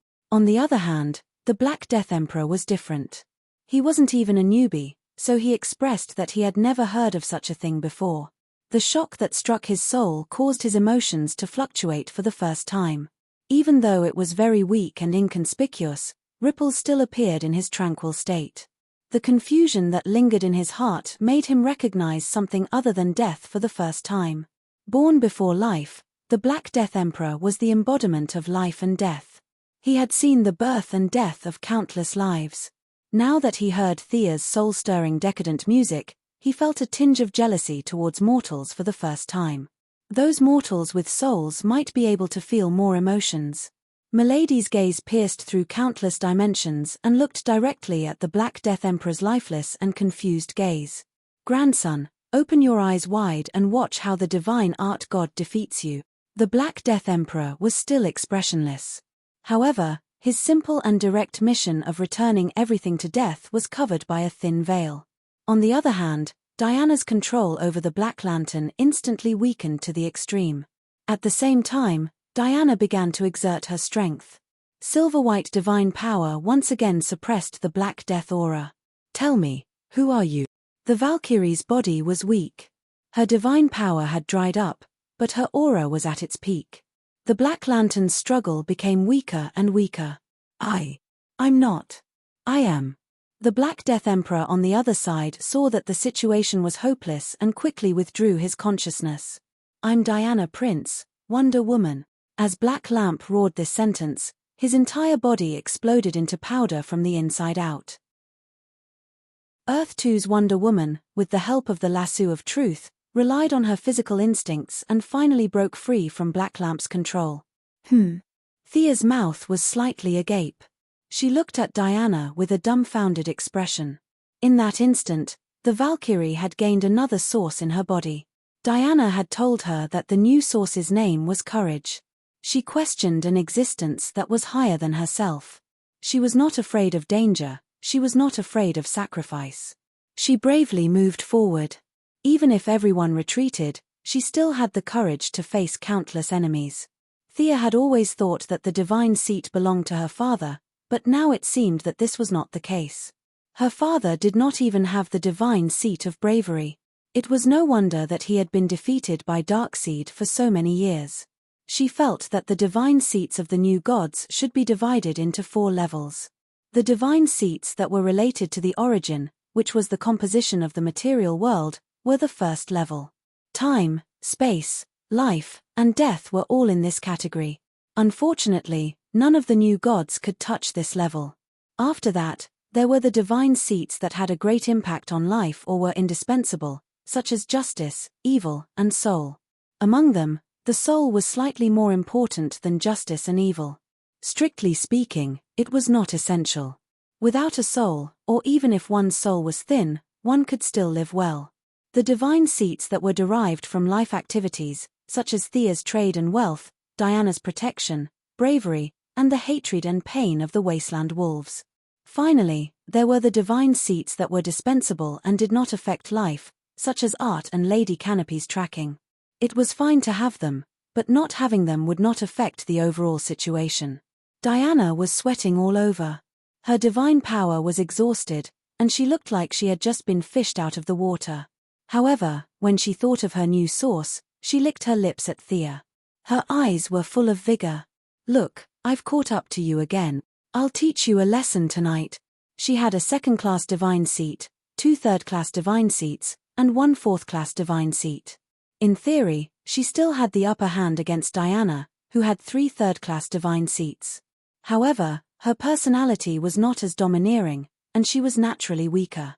She quickly shrank her neck. She grabbed Anka's amulet and saw the latest data projected from the Death Hut. She almost laughed out loud. Black Death King's ranking had dropped by 3 places, and now he was 108. This proved that the blasphemy strategy was completely feasible. He sent Diana aside to rest. She did not have the strength to fight anymore, so she stood aside and experienced the various magical effects of the new divine seat. The decadent music helped Diana defeat Black Death King, and indirectly helped Reverse Lightning escape from the hopeless situation. Barry and Wally were both young men. They could not hear the melody, but the notes that hit their souls still made them react. They did not know why they had such a big physiological reaction when they saw Reverse Lightning. Both of them were dumbfounded. Should they go back and see a psychiatrist? His thoughts were all over the place. Black Light Reverse Lightning naturally did not have any reaction. Taking advantage of Bart Allen's lack of experience, he quickly ran out of Central City. Black Light Superman also wanted to run, but he was stopped by Thea. They attacked together. In the end, one green and one yellow directly made Black Light Reverse Lightning go offline. He turned into a pile of bones and fell to the ground. What about this passage? Diana looked at the passage between the 2 worlds that could pass through an elephant and was a little worried. The black lights on the other side were endless, and many of them were their acquaintances. Steve Trevor, Laurel Lance, a bunch of people were pulled up by the black lights to fight against them. I can't seal it in a short time. I'll blow it up. Thea's hands were filled with a huge amount of magic power, but she did not make up her mind. The balance of the universe was very fragile. Once Earth 2 was blown away, who knew what kind of chain reaction it would cause? This was why it was easier to be a villain than a hero. They only cared about destruction and did not have to think about all kinds of problems. Thea had to think about it. Earth 2 had given her a lot of benefits. Whether it was hope, emotion, or the divine position of the soul, they were all inseparable from Earth 2. Was it appropriate to push it away now? Fortunately, an acquaintance appeared and solved her problem. "Child, it's me." The old man who ran out of the passage saw her gathering power in her hands and hurriedly stopped her. "Old Robert, why are you here?" Thea was puzzled. After that, a large group of people flew out of the tunnel like defeated soldiers. Earth 2's Superman Far-Zod, followed by Dr. Fate Khaled, Green Lantern Alan Scott, and Flash J. Garrick all ran out. Chapter 834. Help us, we can't hold on any longer. There are 2 guys behind us. Stop them. Old Robert supported Old Batman and ran at the front. He was out of breath and waved at Thea urgently. "Who? Where did Earth 2 get so many strong people?" Seeing how miserable these people were, Thea hurriedly looked behind them. Dr. Fate used magic to cover the area behind them from time to time. Green Lantern Alan Scott kept throwing all kinds of weapons behind them, trying to stop the enemy. Far-Zod was fighting and stopping. In order to cover the few ordinary superheroes, they fought for a minute before rushing out of the tunnel. "Who's behind you?" Thea asked Old Robert, who ran out first. "NABU." Old Robert uttered the strange word. As soon as he finished, Far-Zod was hit by a flame explosion and flew a dozen meters away. Dr. Fate's magic shield was broken, and Green Lantern Alan Scott was also burned by a fire pillar and fainted. Black rotting flesh, stinking, and eyes emitting a terrifying light. Nabu, the mage who became a god on Earth 1 and chose to sacrifice himself on Earth 2, was reawakened by the black light. Thousands of years had caused most of his clothes to rot, but Thea automatically ignored the clothes that could be called rags and focused on Nabu. At this time, Nabu was floating in the air, sitting cross-legged, wearing a half-broken mask that was very characteristic of a pharaoh. This guy was very rich, as expected of a great mage who was half a step away from becoming a god. Earrings, rings, nose rings, wrist guards, belt, ankle bracelets. This tycoon not only had rings on his fingers, but also several on his toes. The magic light of various attributes made her dizzy. Looking at this, it was not too surprising that he could easily crush the heroes on Earth 2. Nabu uttered a few syllables. Before Thea could understand what was going on, she saw that the opponent was not looking at the scene at all. The magic equipment on his body emitted different lights, and through Nabu's own magic communication, they cooperated with each other like a precision calculating machine. The magic power was used just right, neither wasted nor delayed. He raised his hand and a zigzagging flame rain was released outside the tunnel. The spell contained many meteorites with flames. If they landed on the ground, at least half of the central city would be destroyed. Ancient spells? Thea's interest was piqued. There weren't many people who could compete with her in magic these days. She softly chanted a spell and quickly found a few special nodes of the opponent's spell. She waved her hand and broke one of the nodes, trying to interrupt the spell. Nabu was slightly stunned. This person did not have the demeanor of a villain at all. He did not speak at all. He connected to a magic equipment on his body, and the rain of fire in the sky paused for a moment before continuing to fall. Thea's interest was completely aroused, and she chose to counterattack again. Then, the other side changed their casting rhythm. The two of them went back and forth, and the rain of flames in the sky seemed to be stuck, falling down one after another. Nabu was extremely stubborn. He insisted on releasing the spell, but Thea wouldn't let him. The two of them exchanged 7 or 8 blows in an instant, but there was no clear winner because Superman, Diana, Farzad, and the others had split up and destroyed the rain of fire. "Don't worry about me. There are enemies on the other side of the passage." Thea stared at Nabu without blinking. She did not know if it was because he was cautious when he was alive, or if it was just a coincidence. This guy had 7 or 8 layers of magic shields on him. To deal with a normal Black Lantern, the strategy of green left hand and yellow right hand would not work. She had to first destroy the messy shields on him. As if to confirm her words, a golden figure rushed out from the other side of the passage. The original golden armor now seemed to be splashed with a layer of thick ink. He wore a winged helmet and held a double snake staff in his hand. The person ran with a flash of lightning towards Diana. The power of speed. Diana felt that the person was familiar, but she could not be sure. Her divine power had only recovered a little, but she was still a battle-hardened warrior. Her eyes tried to track the opponent's speed. She raised her shield in front of her. The moment she felt the shield touch something solid, she rushed forward and slashed with her sword. The opponent lowered his head and ran away from the side. Hermes. Diana looked at the new enemy. She was a little dizzy.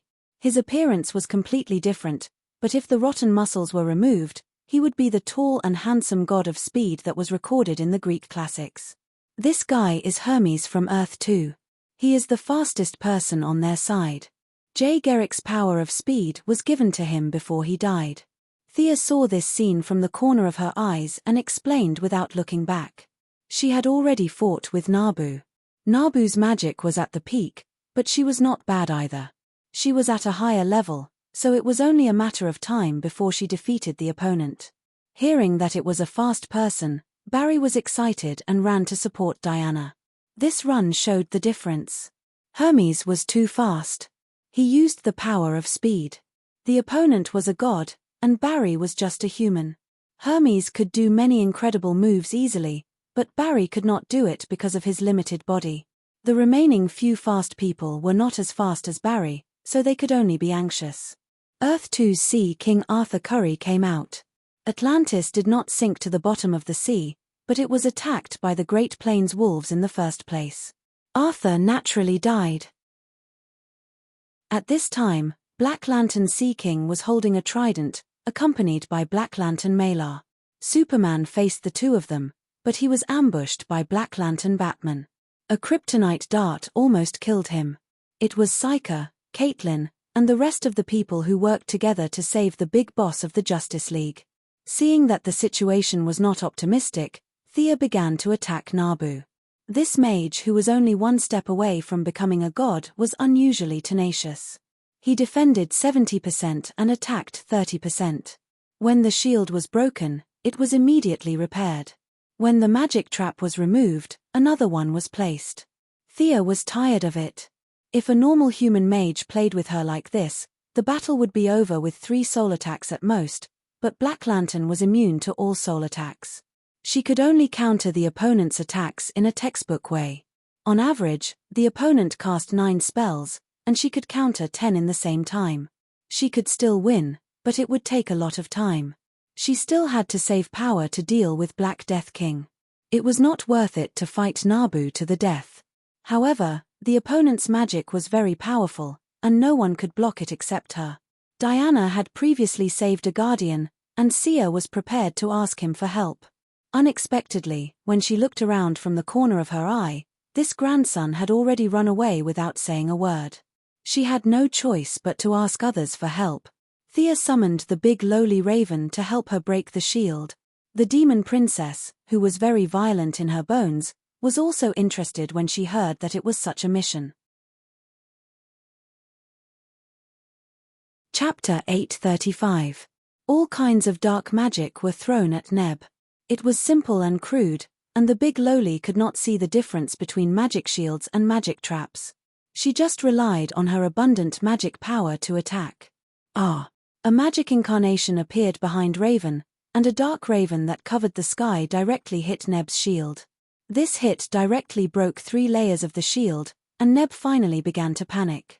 The magic equipment on his body flashed fiercely. His battle wisdom was still there, and he judged that Raven was a strong support for Thea. He relied on a few pieces of equipment to resist Thea's disintegrate spell, and at the same time, his hands shot out a colorful beam of light, directly hitting Raven. Thea hurriedly turned her head, and Raven also looked at her. The 2 beauties, one big and one small, were happy. Neb thought that Raven was young and weak, so he used a very advanced chaos spell. This spell was effective even against archmages. Unfortunately, Neb did not know Raven's bloodline. She was the daughter of the 3 palace demons, a born demon. Demons' resistance to magic was second only to dragons, and they were almost immune to mental magic. Thea, with her high attainments, could not say that she could control Mechanut for a few years after implanting her mental power when he was the weakest. Neb's external will, which was forcibly injected by magic, did not affect Raven at all. Neb's efforts were in vain, and he was defeated even faster. But this person was really tough. The 2 of them attacked wildly, and Raven used her ultimate skill several times, summoning the Dark Raven to hit hard. It took a full 2 minutes to destroy all the shields, and Thea destroyed the black lamp with one hand green and the other yellow. The rest of the battle was also clear after Thea and Raven joined in. Hermes' divine body was very resistant to the miniature sun in the sky, and unlike ordinary extreme speed, this guy could fly.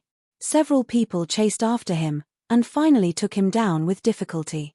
Because of Neb and Hermes' interference, many of the black lamps ran away. Seeing the final result of the battle, Thea was a little speechless. Black Lamp Batman, Black Lamp Malcolm, and Black Lamp Reverse Lightning, it seemed that the 3 with the highest IQ had run away. Please don't destroy the tunnel, old Robert pleaded earnestly. Thea's mind was filled with a multitude of thoughts. Earth 2 had already been ruined by the wasteland wolves, and now that Ji-Hei was affecting them, it could be said that things had gotten even worse. They didn't have the help of other colored lights. They only relied on a fake green light like Alan Scott. God knows how long it would take to calm this storm. Furthermore, this was originally a disaster on Earth 1. Earth 2 was a little innocent. If she blew up the passage, the many black lanterns left there would destroy Earth 2. This was something she did not want to see. I'm willing to help you. Those undead can come to our side. Thea finally made up her mind. Superman and Diana had no objections. If they had the ability, they should help. The Flash and everyone on Earth 2 were friends, so they were duty-bound. The heroes of Earth 2 cried tears of joy as they sat on the ground to rest. This battle was too sudden. They were not prepared at all and were beaten to a pulp. Where's Eagle Girl? Where's the Iron Captain? Only. Thea looked around for a long time. All that appeared in the passage were black lanterns. They've all died in battle, old Robert said sadly. Sia wasn't feeling too good either. Earth 2 had been used as a sacrifice by Scarface. She had lost the little bit of vitality that she had just recovered. She did not feel guilty. This matter had little to do with her. The passage was there, and it was only a matter of time before it was discovered. If Scarface could discover it, It meant that she had stayed on Earth for a long time. It was not a last-minute decision. Everything was arranged by fate. She felt much better after putting the blame on Big Brother Fate. Superman flew to her side and looked at Zod, who was not far away. He was a little stunned. Blue tights, a red cape, and an S symbol on his chest. This person is Zod. He's the Superman from another world. The Superman from before. Hey! Oh right, it's the guy you knocked down just now. In their world, Zod is a refined scholar. Frankly speaking, Thea felt a little confused. The resurrection of the dead, and now it involved a parallel universe. It was even more confusing. After all, in the suburbs of Metropolis, Führer was fighting the real Zod. Now that his son from a parallel universe was here, it was strange no matter how she looked at it. While they were talking, there was still a steady stream of enemies coming out from the other side of the passage. However, with Superman, Diana, the Flash, and a group of heroes from Earth 2 working together with the Central City Police Department and the National Guard, the front line was barely maintained in the area around the original cutting-edge technology laboratory. The miniature suns would continuously weaken the Black Lanterns. Ordinary firearms could also repel the enemies. The endless stream of human troops could be considered to have the upper hand. Thea greeted them and rushed to the other battlefields. Other things aside, Star City, Metropolis, and Washington also needed a few miniature suns. Whoosh! Whoosh! A strange sound pierced through the air. Black-armored Avatar hurriedly lowered his head. The Death Archer had shattered the boomerang with a shot. The Heaven's Eye Society was defeated. The agents were not weak, but in front of the resurrected Black Lanterns, they did not have the upper hand. They could not kill the other party at all. This was very shameless. The Black Lantern Boomerang Captain had learned how to use the Black Lanterns to create Black Lantern rings. Under the cover of the night, the lightless boomerang could kill without a trace. Dr. Light, who could deal damage to Black Lantern, was injured and unconscious in the first round of attacks. If it weren't for the fact that Amanda had done so many bad things and was so paranoid that she had prepared a lot of backup plans, they would have been trapped in the Heaven's Eye Society's base. As they fled, there were less than 300 agents left out of the 500, and half of them were clerks. Change vehicles, hurry up. The convoy was trekking with difficulty. Along the way, vehicles were constantly damaged. They could only try their best to move forward. If they could not find a vehicle, they would have to pray for their own good. The Boomerang Captain did not have much ability when he was alive, but after he died, he was very powerful.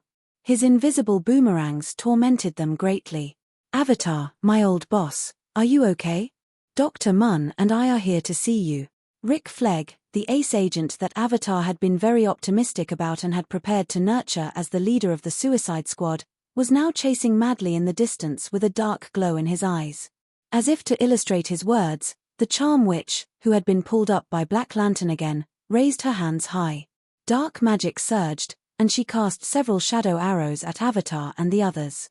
At the same time, the dark magic summoned countless shadow creatures, which surged toward the agents. The shadow arrows were blocked by Dr. Mist, who was good at reflecting magic. This superhero from Africa had magic arrays all over his body. With the magic arrays, he could block any directional magic. However, there was nothing he could do against the shadow creatures. Fortunately, Kartana, a Japanese female warrior, lived up to her reputation. Holding a long sword that could attack the soul, she flew up and down, killing several shadow creatures in a row and barely alleviating the crisis. Chapter 836. Roar. With a roar, a black shadow jumped over from afar. It was Killer Crocodile, who was killed by Black Lantern and resurrected. Chatter. Amanda yelled at the vengeful demon beside her. This former gangster who could control Hellfire was stunned for a moment. He raised his hands and a pillar of fire repelled Killer Crocodile. Kai. An icy aura formed an ice wall behind everyone's car, temporarily blocking the enemy. Captain Lung with the hoarse voice met them on the road. To be precise, he escaped from the prison and took back his freeze gun. Alone, he chose to escape with Amanda's team. Amanda didn't have time to think about how this prisoner escaped. It was better not to mention it, so she silently agreed to this fact. Black Lantern couldn't be steamed or boiled. Everyone pouted. If this fight continued, there would be no end. The enemy could fly, and they could only drive. There was no way they could escape. "Commander Waller, where are we going?" Captain Lung asked as if they were close friends. Amanda was still calm. "Go to Washington." As an old acquaintance, her intuition told her that Thea would most likely have some way to protect her mother.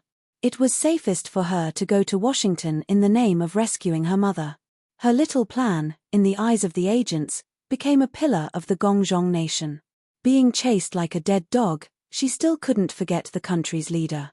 Ms. Amanda was really amazing. "They're chasing us again." A sharp-eyed agent turned around and was shocked. Hundreds of Black Lanterns were chasing them again. Not only were the former members of the Suicide Squad chasing them, but there were also many criminals who died in the Sky Eye Society. These guys were all famous criminals when they were alive. Many of them had superpowers. Now, Black Lantern commanded them to take revenge on the living again. Some were extremely strong, some could spit acid, and make bombs. All kinds of abilities were used one by one. The two groups of people started a race of life and death on the road. "Amanda, go to hell." The charm which turned into a cloud of black smoke and teleported into the jeep. She opened her left hand, and her fingernails were like 5 sharp knives, stabbing into Black Lantern's chest. A few members of the Suicide Squad pretended not to see it and simultaneously slowed down a step. Cortana was very aware of the big picture. She kicked at the charming witch but felt as if she had kicked a rock. With her obstruction, Lara Michaels pulled her boss away.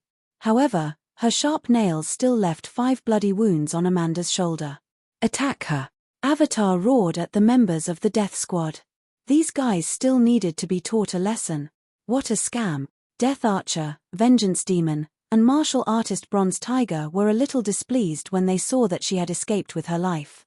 However, they didn't dare to disobey her orders. The 3 of them worked together to defeat the charming witch. By right, the devil in Chatter Santana's body wasn't much weaker than the charm witch's. Unfortunately, Thea had almost destroyed his soul back then. As the host, his strength had also decreased by more than half. Saying that it was hellfire was just putting gold on his face. In fact, it would take a lot of effort to even open a barbecue in hell. Chatter Santana's fireballs came one after another, but the charming witch easily dodged them all.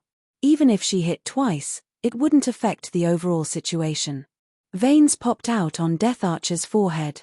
No matter how good his marksmanship was, it was useless. This enemy couldn't be killed at all. On the other side, Bronze Tiger was even worse. He was one of the few martial artists in the world, but in the face of extraordinary power, he could barely protect himself. He couldn't do anything more. Running on the ground was ultimately inferior to the Black Lanterns flying in the sky. The Black Lanterns were like cats chasing mice, chasing and intercepting them, slowly forcing the people of the Heavenly Eye Society into a dead end. Seeing that the route was getting more and more out of the way, Amanda was very anxious, but there was nothing she could do. Along the way, the number of enemies chasing them increased. She didn't see many allies, but the burden had increased by quite a lot. She could trick the ordinary citizens to go home and hide, but she couldn't do anything to the nobles. Looking at the 2 members of parliament who were in the middle of the convoy and claimed that they were going to protect the president, she couldn't help but want to kick these burdens away. Originally, there were only about 100 Black Lanterns. Now, including the agents who had died in battle, there were nearly 300 people chasing after them. Amanda shrunk her neck to avoid a boomerang that flew from behind, and asked her adjutant, Lara, in a low voice. "Is there any news from our rescue team?" Lara and the Black brother, Digger, often exchanged news. Whether it was Thea or Amanda, they all turned a blind eye to them. Amanda knew that the management committee wasn't affected at all. No one lived here in Nevada, so naturally, there were no corpses. "No, I'm afraid that we," Black Panther glared at her, wanting to say why she affected the morale. They're here, in the sky." Lara suddenly controlled the device on her wrist, looked at it for a while, and suddenly raised her head to look at the clouds. A huge mothership descended from the clouds, and countless weapons aimed at the Black Lanterns, firing in unison. In the original green arrow iron triangle, Thea's former bodyguard, the Black Brother, John Digger, was wearing a long black trench coat, his hands behind his back, and constantly giving out orders on the bridge. Several high-tech weapons were aimed at the Black Lanterns, and their regenerative abilities were suppressed under the saturation attack. Today, he was like a hero who had killed his way out of the clouds, and could finally hold his head high in front of his wife. The Black Brother was very satisfied that Thea had given this mission to him. Thinking of the suggestion that Thea had given him when she saw his outfit, he took out an eye mask and put it on his left eye. Looking at the mirror on the command deck, his face changed from an honest brother to an iron-blooded general. As a commander, he seemed quite dignified. Not bad, not bad. The Black Brother was very satisfied, and was ready to show his wife his new look later. When the people on the ground saw the reinforcements, their morale was greatly boosted. Even the Suicide Squad gave up on their grudge against Amanda, and worked together to build a defensive circle, waiting for the mothership to airdrop lifeboats. The mothership kept attacking the targets on the ground, and Firestorm and Violent Wolf Robber guarded the two sides of the mothership. Seeing that his conversion ability couldn't destroy the Black Lantern ring, Firestorm started to throw fireballs continuously. The nuclear energy converted by Firestorm's matrix was much hotter than Chatter Santana's flames. The Black Lantern killer crocodile was lit into a torch by him, and even the Charm Witch, who was a magician, chose to avoid it temporarily.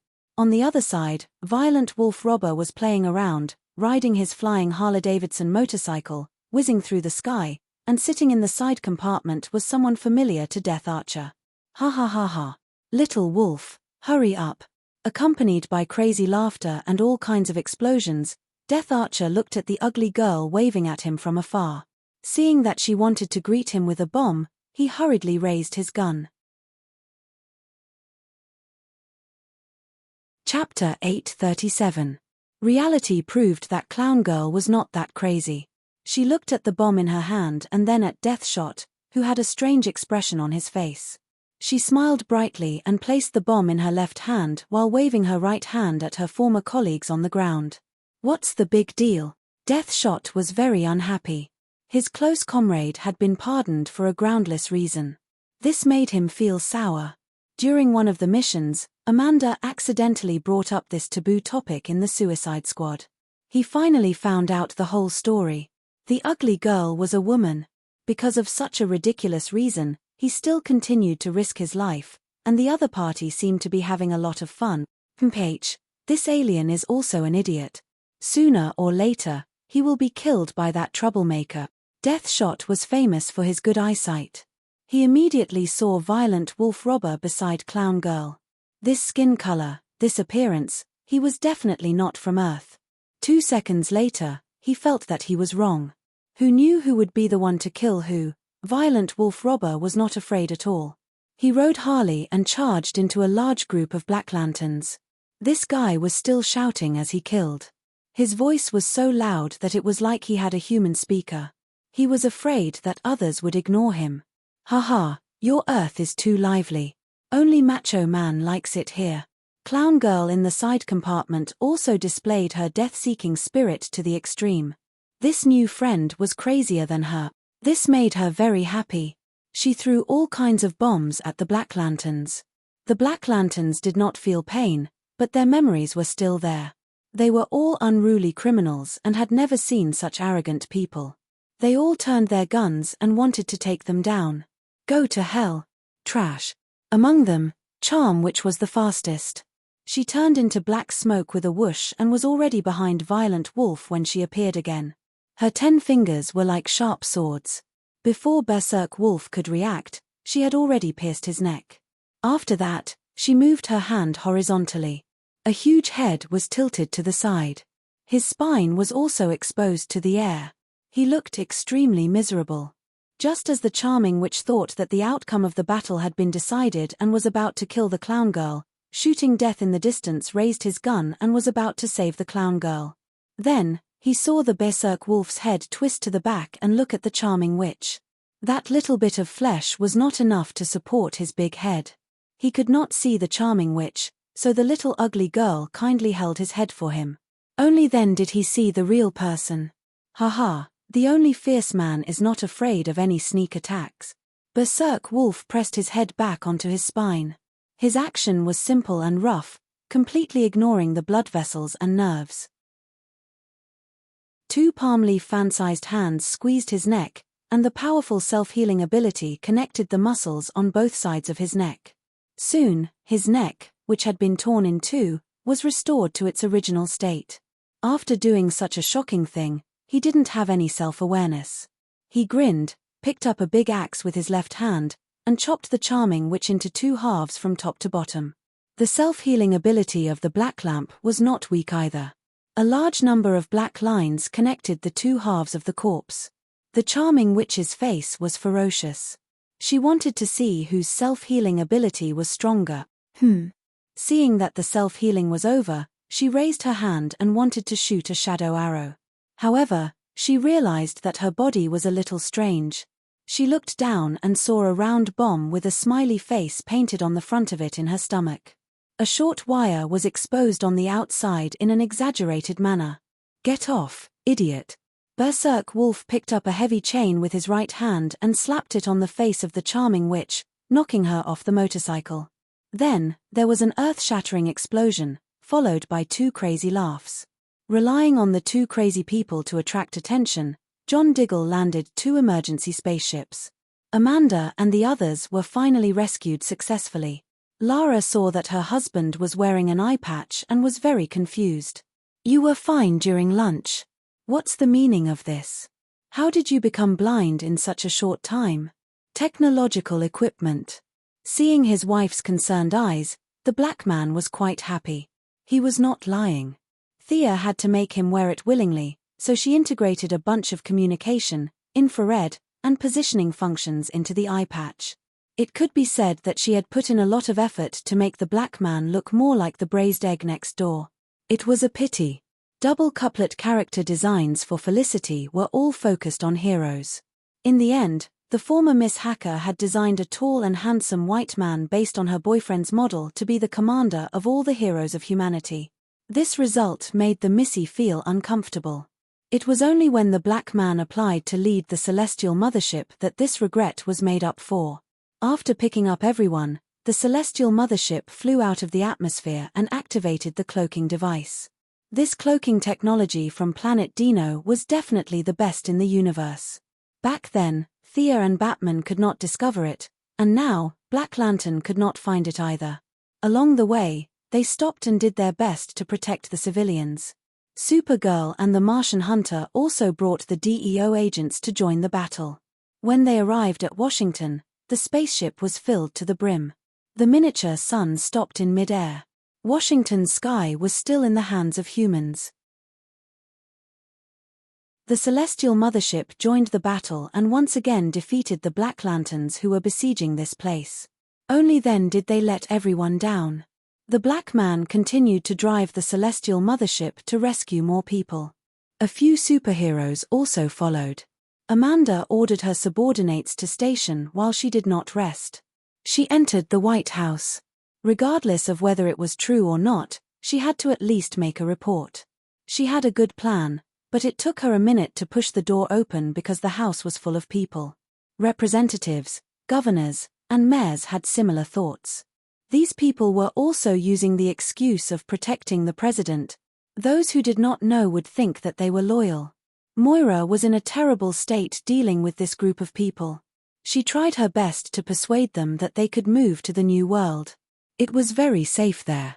Without special means, Black Lanterns could not pass through. She spoke nonsense every day. Today, it was rare for her to speak the truth. In the end, this group of people did not believe her. They did not understand the difference between a higher dimension and a parallel universe. This group of people was stubborn. It was safest to be around the president. As long as the president did not leave, they would not leave either. They would not leave even if they were beaten with sticks. They would stay in the White House to protect the president. Moira did not know whether to laugh or cry. She could only chat idly with this group of people. Thea had said that this time was different from the previous time. The participation of ordinary people was very low. Even the participation of superheroes was not high. The key to victory or defeat was still in the hands of a few people. Moira was quite optimistic. Even when she saw Robert Quinn Sr. turn into a Black Lantern, her gaze narrowed slightly. She did not do much. She would observe the situation quietly. Everything would be fine after dawn. Ordinary people only needed to sit and wait. That was what Thea had told her. Chapter 838. 30 miles west of Gotham City, Tim Drake was flying at a low altitude. After the Battle of the Cape, he called himself Red Robin and left for a period of time. He had just returned today. Now, he was using a self-made glider and looked like a big bird. If you exclude the boulders that were thrown at him from time to time, his posture could be said to be very elegant. For a normal person to be able to fly at this level, it was not something that could be described as very talented. Beside him was a young blonde girl wearing a tight red battlesuit, golden wrist guards, and a dark red lasso around her wrist. This was Diana's disciple, Wonder Girl Cassie. The two of them met by chance. Cassie was just passing by while Tim received Dick's message that his biological parents had been revived by the Black Lantern. He hurried back to Gotham and met Wonder Girl on the way. After chatting for a while, he realized that she was not an outsider. After being scolded by Diana for a few months, Cassie was eager to make a name for herself and came to Gotham with Tim. The ambitious miracle girl had been knocked unconscious in her first battle as a fledgling. Solomon Grundy had escaped. This huge zombie that Sia couldn't defeat back then had taught the magical girl a solid lesson. Her little bit of pride had been beaten back to Angkor Wat. If Thea was there, she would definitely ask the Black Death Emperor if Solomon Grundy's situation was really considered dead. He was still alive. At least he was not completely dead. But Wonder Girl had no such inquisitive spirit. Solomon Grundy, who was born on Monday, baptized on Tuesday, married on Wednesday, contracted a disease on Thursday, was seriously ill on Friday, died on Saturday, and died on Sunday, was a hard-working wretch. Back then, he needed the rookie Superman, the rookie Batman, and the rookie Thea to suppress him. Alright, the latter two were just bystanders back then. Even so, his combat power was not something that Cassie could resist now. After 3 moves, Cassie was shocked. This random monster was unusually ferocious. He ignored her lasso and sent her flying with a backhand slap. If Tim did not save her, she would have been seriously injured. Casey thought of Diana's twin swords and lightning spears. His attack methods were too lacking. Hey, we can't lure him back to the city. We have to deal with him in the suburbs, she said to Red Robin beside her. Do I need you to tell me that? Wearing a mask, Tim resisted the urge to speak. After circling the outskirts twice, Tim thought of an idea. He turned his head and asked his new partner, "What ability do you have?" Casey was naturally not an idiot. How could he reveal everything about himself when it was the first time they met? She chuckled and said a few simple words. Tim pondered for a while and asked, "Can you fly to the moon by yourself?" Casey was a little confused. She didn't know about that. Because she had never tested it before, why would she go to the moon for no reason? Listen to me, the guy behind us can't fly, but we can't kill him. Let's throw him to the moon and deal with him later. That's our only option now. Casey looked back and asked with uncertainty, "But I saw that those black lights can fly. How can this guy?" In fact, Tim wasn't very sure either. He hesitated and said, "Miss Thea said in her TV talk that the black lights copy the memories of the deceased. But according to our records, Solomon Grundy isn't dead. He might not be able to use the full power of the ring." Tim didn't know how trustworthy his words were, but he was a practical person and was prepared to give it a try. The two retreated and let Casey deal with the big zombie. Tim opened one of Batman's secret rooms. In the roar of fire, a space shuttle rose into the sky. The big zombie's intelligence wasn't high. Seeing that one of its prey had escaped, it didn't know that it had fallen into a trap and jumped into the space shuttle. Tim was waiting for this opportunity. He activated the mechanism and locked the big zombie in the space shuttle while he jumped out. The two watched from the ground for a long time. The big zombie struggled hard, but Batman's black technology was very powerful. It couldn't break free in a short time. It roared and was taken out of the atmosphere by the space shuttle that was set to enter the moon's orbit. After a long time, the guy didn't jump down. Tim was relieved and said, "He probably can't fly."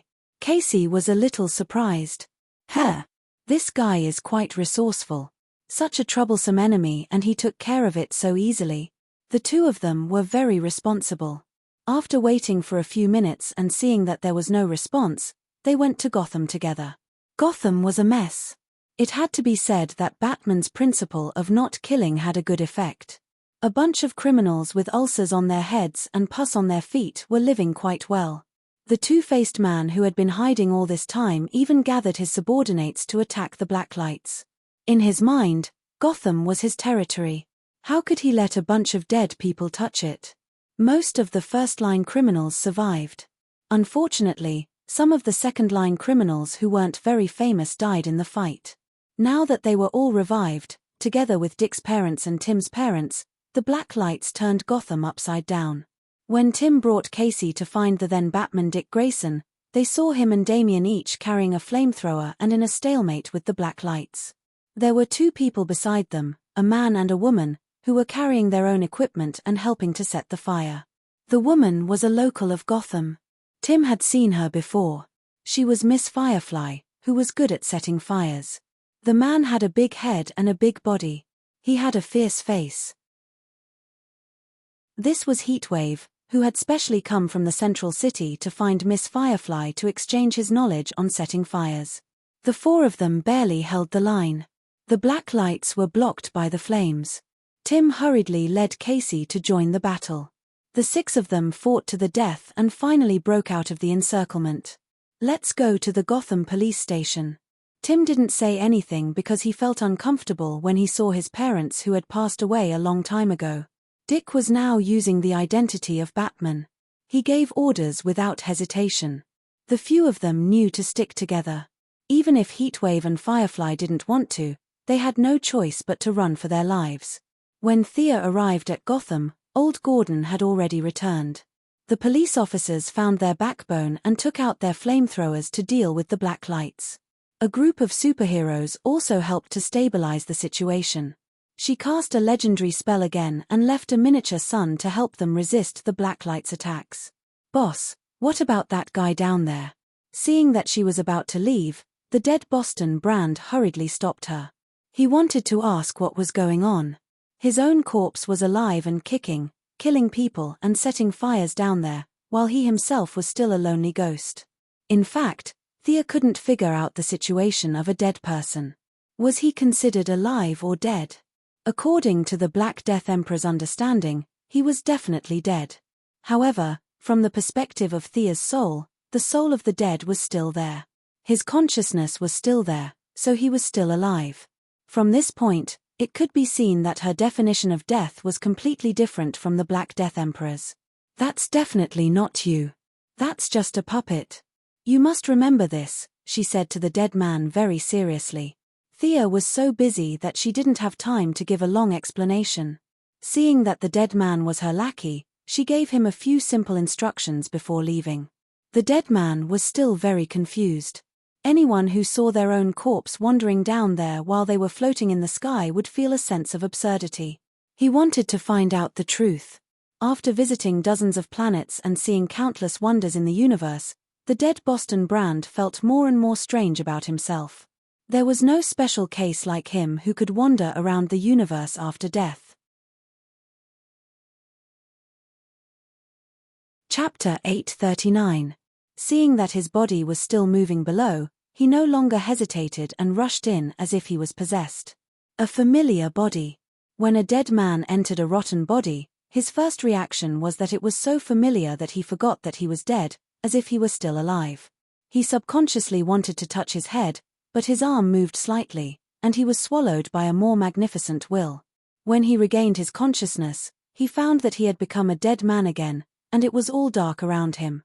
Feeling that he seemed to have done something stupid, He immediately asked Thea for help, but both the light ring and the soul connection were extremely weak. The light ring went out directly, and the soul connection was barely there, as if it would break in the next second. The dead man looked around. It was pitch black everywhere. He had no idea where he was. He couldn't even tell if he was still on Earth.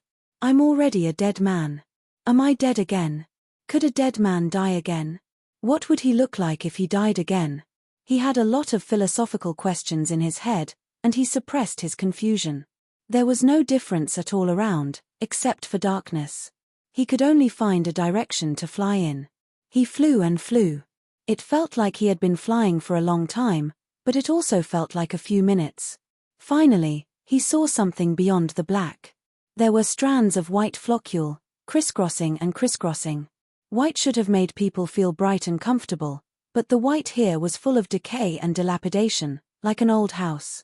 Who is it? In the distance, a blue light slowly drifted over. The dead man didn't expect there to be an outsider here, so he asked warily. The person on the opposite side was also startled. When the two slowly approached, they were both relieved. They knew each other. Dr. Palmer, why are you here? Where is this place? No. You can see me. The dead man looked at the armored Atom Man and became more and more surprised. They shouldn't be able to see him. Atom Man was also stunned. How could he see a dead man? He wasn't wearing the yellow light ring, so he shouldn't be able to see him. Was he dead? The more he thought about it, the more scared he became. His face was pale. If it weren't for the helmet, the dead man would have laughed at him. Am I dead? Am I alive? The two of them looked at each other at the same time and then looked at each other strangely. The dead man and Atom Man knew each other, but that was all. Only magicians could see the dead. Normally, even if they wanted to communicate, they couldn't. Moreover, one of them was one of the top scientists in the world. He was rich, young, handsome, and well-spoken. The other was simply a representative of feudal superstition. When he was alive, he didn't even finish high school and hung around with all kinds of bad women. These two people didn't have anything in common. When the topic of how to enter this mysterious space was brought up, they realized that the difference in their methods was simply too great. The dead possessed their original bodies and entered this world in a daze. The Atom Man was different. He had received a lot of atomization knowledge from Thea, but he did not know that it was his own research in the future. Now, he was standing on his own shoulders, and the door to the whole microscopic world had been opened to Ray Palmer. Following the mobile phone signal transmission, his real body entered the online game world to fight monsters. A lot of the Atom Man's research was incredible. He had already broken away from the shackles of the original time and space. This time, he suddenly had an idea. He followed the internal cracks of the black lamp ring and prepared to explore the secrets within. After a few turns, he saw a dead man. The two of them talked for a long time, from the perspective of magic to science, from molecular structure to myths and legends, but they were all confused. In the end, they could only continue to explore together. Thea sensed that there was something wrong with the spiritual imprint on the dead man. It seemed that he had entered a strange place, but she didn't have time to think about it because there was a huge problem that she had to solve. It was indeed huge. The man in the green hood, who was hundreds of meters tall, was on a killing spree. Cairo, theft, you're guilty. Tyne, robbery, you're guilty. Dozens of criminals were directly judged by this person and turned into ashes. Not even their souls were left behind. Not even a trace was left behind. This was the vengeful spirit of God, the ghost. Thea rubbed her forehead. Seeing the big black lamp mark on the ghost's chest, she didn't know what to say. This ghost was nearly 10 times weaker than when she first saw it. She could take it down with some effort, but she just felt that it was stupid to do this. She looked at the void beside her. Stranger, I know you're there. Come out. You need to give me an explanation. You knew that he possessed Jim Corrigan, but you still killed this host. Is there something wrong with you? After talking to the air for a long time, the phantom stranger hesitated a little, but he still walked out from the air. Thea was very dissatisfied. Can you explain why you did this? Is it the same as Raven? After sending his wife and child to heaven, the stranger regained his poker face, which was as cold as ice. I don't know. The voice of heaven told me to do it, so I did it. No reason, no grudge. Thea sighed. She really didn't understand the boss's thoughts. Aren't you all family? Is God's mental state so bad that his main consciousness is asleep and his several consciousnesses are fighting for themselves? He sent his own Smurf toy to kill another Smurf's host. What kind of F***king thing is this? Then you don't have a solution, right? She asked tentatively. The stranger shook his head. He didn't care about the burial.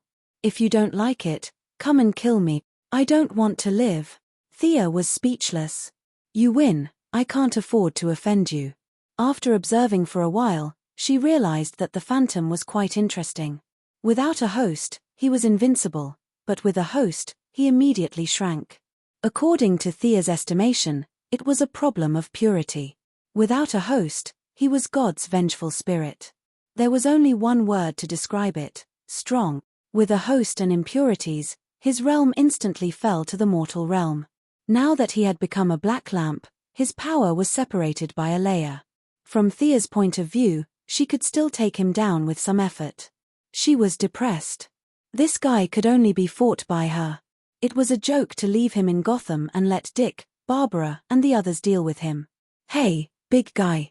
She raised her hand and struck the phantom's face with lightning. His granite-like face didn't change at all. Even after being changed hands by the black lamp, the supreme power made him immune to most magic. Thea's lightning could turn a normal person into ashes, but in front of this person, it disappeared without even a splash. The 100-meter-tall judge looked at her, as if he was judging whether she was guilty or not. The result was good. In his eyes, Thea wasn't a good person, but she wasn't a bad person either. Chapter 840. The spirit turned back to deal with the ordinary criminals. Thea formed a sword with her right hand and aimed at the spirit's chest from afar. The light element magic was compressed to the extreme, and the sword was dazzling. Even in this dark night, it was as bright as the sun. The giant raised his hand to block, but Thea flipped her wrist and the sword continued to attack his head without flinching. Don't obstruct my sacred mission. The giant was a little annoyed and said with a thunderous voice, "Do you really think you're a spirit? Wake up, you're just a copy of Jim Corrigan's memory. You're neither a spirit nor the host. You're just the host's corpse." Thea's words made the spirit fall into a daze. She took the opportunity to draw a cross on the spirit's chest. Unfortunately, the difference in size between the two was too big. The 7 to 8 meter long wound healed instantly on the spirit's body. Looking at the stranger who was watching the show from afar, Thea took out a blue lamp ring. This was given to her by the saint as a souvenir of the blue lamp's honorary leader. Wearing the blue lamp, she used the lamp ring that she hadn't used for a long time. She already had feelings of hope, and now with the help of the lamp ring, the light of hope shone brightly, illuminating the whole of Gotham with an inexplicable sense of optimism. The stranger saw Thea's manifestation and almost jumped out to scold her. He saw the young mistress make an oversized version of the stranger according to the stranger's attire, with a blue cape and a blue hat. From afar, it looked quite similar. Originally, when Thea said that he wasn't a spirit, the black lamp spirit's consciousness space was already a little shaken. Even if Jim Corrigan was just an ordinary police officer, after being possessed by a spirit, it meant that he was extraordinary. The empty corpse still had a trace of its own consciousness, but it was very faint. Even the black lamp Diana had it, not to mention the spirit's host. Now that he saw the stranger that Thea had manifested, the host's memory finally took over. He remembered a lot, including his own life, his betrayal by the stranger, and his death under the gang's gunfire. Phantom stranger, you are guilty of deceit. The attention of the Black Lantern spirit was finally diverted from the Gotham criminals on the ground. Old and new hatred surged forth, and the human nature took over. Thea saw the sudden change and almost laughed out loud. She waved her hand and said, "Stranger, don't look. Come here, he's calling you." He had been watching the show happily from afar, but he didn't expect things to take a turn for the worse, and he was suddenly blamed for it. Even Thea could feel the subtle differences. Stranger was with the big boss every day, so he knew even better. The spirit of the Black Lantern borrowed Jim Corrigan's mouth to say, "Stranger Phantom, you are guilty." These words were spoken casually by normal people, like Green Arrow, who would say, "Mo so-and-so, you've let down this city." Normal people spoke casually without any effect. But the Spectre was different. He represented God. Even if Black Lamp was using the host and the host was using the Spectre to say those words, it was still extraordinary. Moreover, his words were like the law. Stranger was speechless. Nothing good ever came out of meeting Thea, and he was the one who did it all. The Spectre didn't find the wrong person to look for, but he became the main character instead of a spectator. He could only sigh. He rolled up his sleeves and let's fight. Jim Corrigan's will is still in his body. As long as we save him, we can end the battle. Before Thea came, he had been watching the show for a long time. He didn't understand the principles of the Black Lantern, but it wasn't hard to break it. Thea didn't need him to say anything. When she cut open the Spectre's chest, she had already discovered that there was a normal person hiding inside. Now, she just confirmed her guess. This spirit of the Black Lantern spirit was very weak. He didn't know how to rebuild his consciousness, control space and time, control the mind, or control energy. He only knew how to punch and kick like a barbarian. Judging criminals was his instinct, but neither Thea nor Stranger was afraid of this move. The Spectre's original body couldn't judge the Limitless clan. Although Miss was only a reserve, this Spectre was also a fake.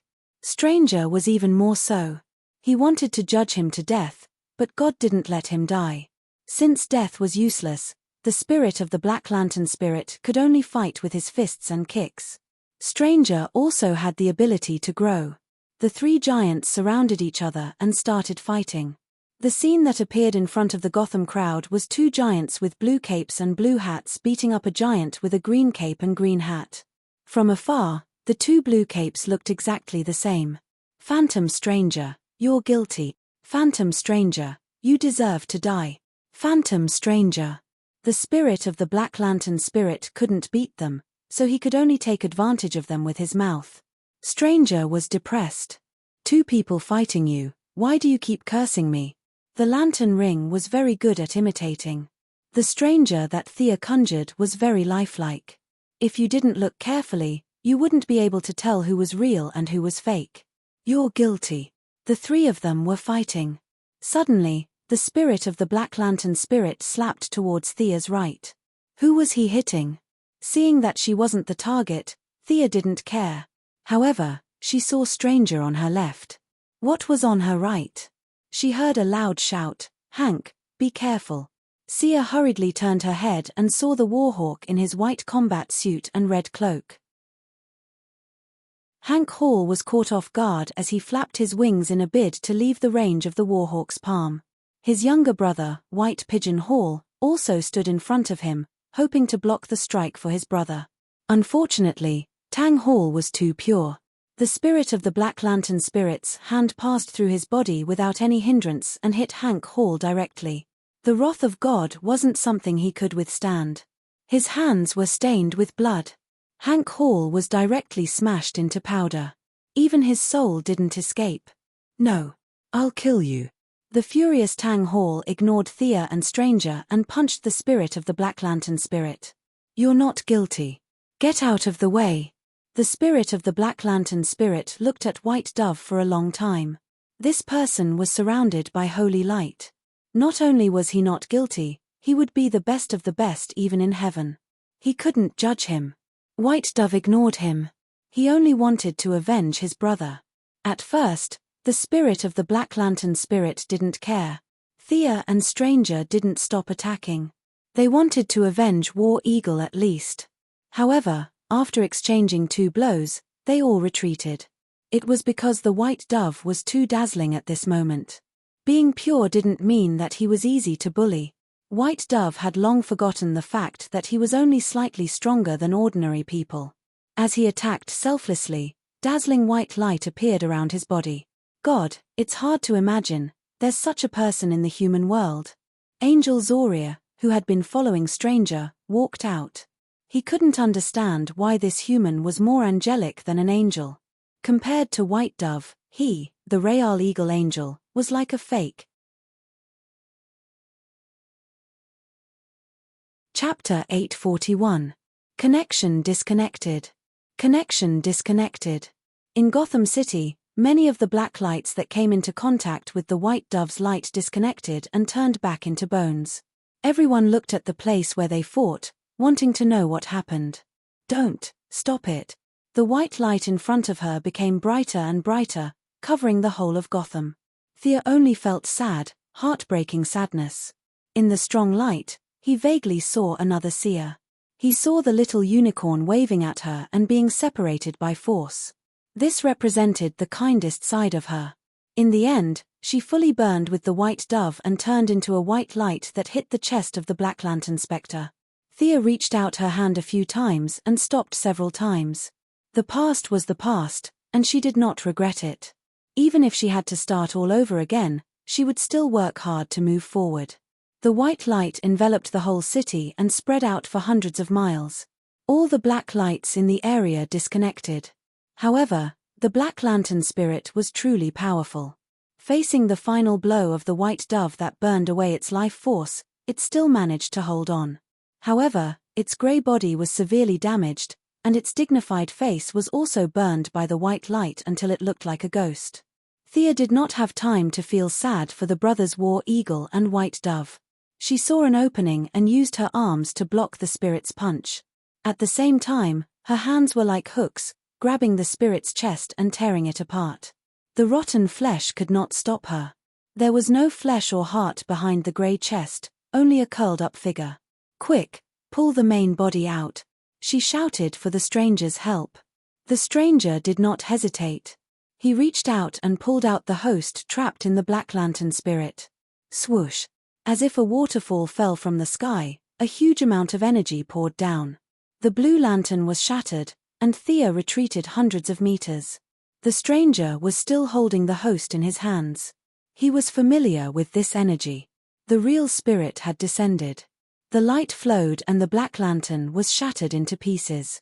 The host returned to his position, and so did the spirit. "Phantom stranger, you will die a horrible death." The host opened her eyes and saw the stranger hovering in front of her. She remembered that she was betrayed by this guy and was beaten into a sieve by the gang. The host's heart was filled with hatred, and she blurted out this sentence. The stranger almost vomited blood. "You said this when you were under control. Why did you say this when you were out of control? Don't you know that I saved you?" The original host and Spectre were much more powerful than before. However, at this time, the host had just woken up and was at the peak of his resentment. Spectre might have given control to the host for the sake of unity. Stranger was unlucky. He was grabbed by the neck by the spirit and questioned why he betrayed the host when he was still alive.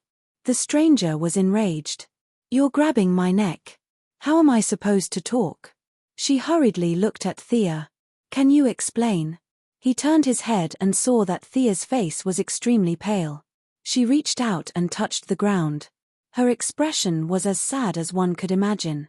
Strangers had wandered the world for thousands of years and had seen this kind of expression too many times. This was the expression of someone who had passed away. Could it be that those two fellows were her relatives? Generally speaking, when Stranger wasn't carrying out Voice of Heaven's mission, he was very humane. Otherwise, he wouldn't have rebuilt his family, and Zawulj wouldn't have stayed by his side all this time. Seeing how upset Thea was, he did not want to disturb her, so he could only take on the spirit. Thea was indeed not happy. Seeing the brothers Warhawk and White Dove die together, she didn't know what she could do. "Are they your friends?" The angel Zawulj walked to her side. Thea looked at him strangely. "Shouldn't you be protecting Stranger at this time? Old Stranger is about to be strangled to death by the spirit." She pondered for a moment and was too lazy to meddle in other people's business. "Yes, they are good people. Shall I lead them to heaven?" the angel said. "But their souls are already." Zawulj pulled out his long sword. The blade lit up with a dazzling brilliance. Specks of fluorescent light gathered in the air. Many drifting fragments slowly gathered and finally took shape. Thea could see that the other party's method was not purely using souls. He had added some blessings, prayers, and the like. It was somewhat similar to the power of will in her order scale. 2 colorless balls of light floated in the air. One of them was emitting a red light, which was the war eagle. The other one was too powerful, flickering with brilliance. Even from far away, one could feel the divine aura contained within, which was the white dove. Zawulj put away his sword. His breath was a little unstable. It could be seen that using heaven's method to reassemble souls was not easy for him. I brought these 2 souls back to heaven.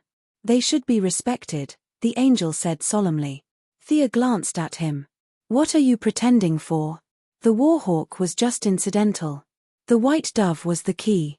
They would be respected. You would also be praised, right? From Thea's point of view, angels most likely had records of performance evaluations. Zawulj had followed Stranger for thousands of years. His previous evaluations had always been a 0. Now, he had swept away all the negative trends. A soul like the white dove was rarely seen. Perhaps his promotion and salary would depend on this. Thea nodded lightly, indicating that she would let him go. Zawulj swept up the 2 souls and returned to heaven in a flash of white light. He even forgot about his good friend Stranger. Strangled by the spirit, Stranger reached out his left hand to the angel in despair. What he meant was, brother, don't run. At least give me a hand. Seeing that the angel had disappeared, he turned to look at Thea. She waved at him and ran away too. Thea was relieved. The spirit could not kill Stranger. He would just beat him up to vent his anger. She followed the 2 balls of light from afar. The souls of the warhawk and the white dove were brought back to heaven, but their powers were left in the world. Heaven also needed purity. Heaven did not care about the flying abilities, super strength, and super speed on Earth. She saw the balls of light fly into the bodies of a pair of sisters named Holly Granger and Dawn Granger. She made the sisters the new warhawk and white dove before leaving. The souls were taken away. The powers left behind now had nothing to do with her. What they did in the future was up to them. Only then did she have time to pay attention to the dead. After some investigation, she noticed that the dead were gone. At least, they were not in the physical world. This guy ran into the Black Death King's body. Thea did not know that the Atom Man was also in there. She could not help much. Fortunately, the Black Death King would be summoned later. Then, the dead would be free. Next, she ran around several major cities and teleported around with the Amulet of Anchor. The first wave of attack of the Black Lanterns was blocked as expected. Fiora and Hal Jordan worked together and defeated General Zod. After that, they went to Star City. Oliver, who was in a dilemma, could only barely resist the old Black Lantern Robert. Fiora and Hal arrived and solved this big problem for him. Superman was providing support all over the world. Wherever there was danger, he would be there. Chapter 842. Energy 41. 19%. Thea heard the number in the black light ring and calculated the time. It was not too much beyond her expectations. In an hour at most, the Black Death Emperor would descend into the material world. She had to rescue the Green Lantern Corps immediately. The Green Lanterns could not defeat the Black Lanterns without the help of the other Green Lanterns. First, she contacted Kerrigan, who was lying in ambush outside Aurora. The Guardian who escaped earlier must have returned to Aurora. Thea was very unhappy. This bastard ran away without saying a word. If he ran back, Gant's authority would be reduced. She might as well let him be a guest at the Sharp Insectoids. Thea was very interested in the little blue man. She could interrogate him later to see how many secrets he knew. Kerrigan was weaker than the little blue man in a one-on-one fight, but the insectoids did not encourage one-on-one fights. With thousands of insectoids piling up, Thea was very confident in the outcome of the battle. After briefly explaining the situation to Diana and the others, she teleported back to the main planet of the Blue Lantern Corps. Her doppelganger had arranged everything here and was waiting for her to depart. I'm not helping you, I'm helping myself. Remember this, Blue Lantern. A burly man wearing red armor with a big head and a thick body. From afar, he looked like a wall. This ferocious alien was the leader of the Red Lantern Corps, Attakitas. Compared to him, the saint was thin and weak like a stick. However, the saint's faith was firm and he did not back down at all. Thea, of course, would not let her subordinates be bullied. She stood in front of the saint and sized up this explosive guy. There was no need for any laser or emotional impact. Just a simple stare calmed down Attakitas, whose heart was filled with rage. Attakitas, I am Attakitas. The Red Lantern Corps leader tried to make a last stand. Thea acted as if she did not hear him. Attakitas, this is the name you abandoned for a long time. I know you. If you don't want to participate in this battle, you can leave. I don't lack anger. She then stared at the Red Lantern Corps leader with fire in her eyes. The Red Lantern Corps leader looked at her for 2 seconds and chose to retreat. Thea looked to the other side. An orange figure was hiding in the shadows, trying to hide. And you greedy old dog. Do you dare to stand out with your head held high? LaFleeze was dumbfounded. Didn't you say that I can't appear in front of you again? Thea felt that 3 black lines must have appeared on her forehead. She forcibly suppressed the urge to strangle him to death. With her return, Yellow Lantern Sinisto, Blue Lantern Saint, Green Lantern Maiden, Red Lantern Attakitas, Orange Lantern LaFleeze, and Purple Lantern Carol Ferris were all present. The 6 colored lanterns were clearly divided into their respective teams. The number of yellow lanterns was the largest. Even though Thea had removed many of the cruel members, there were still more than 1,000 of them. The green lanterns were slightly inferior, but there were still nearly 800 of them.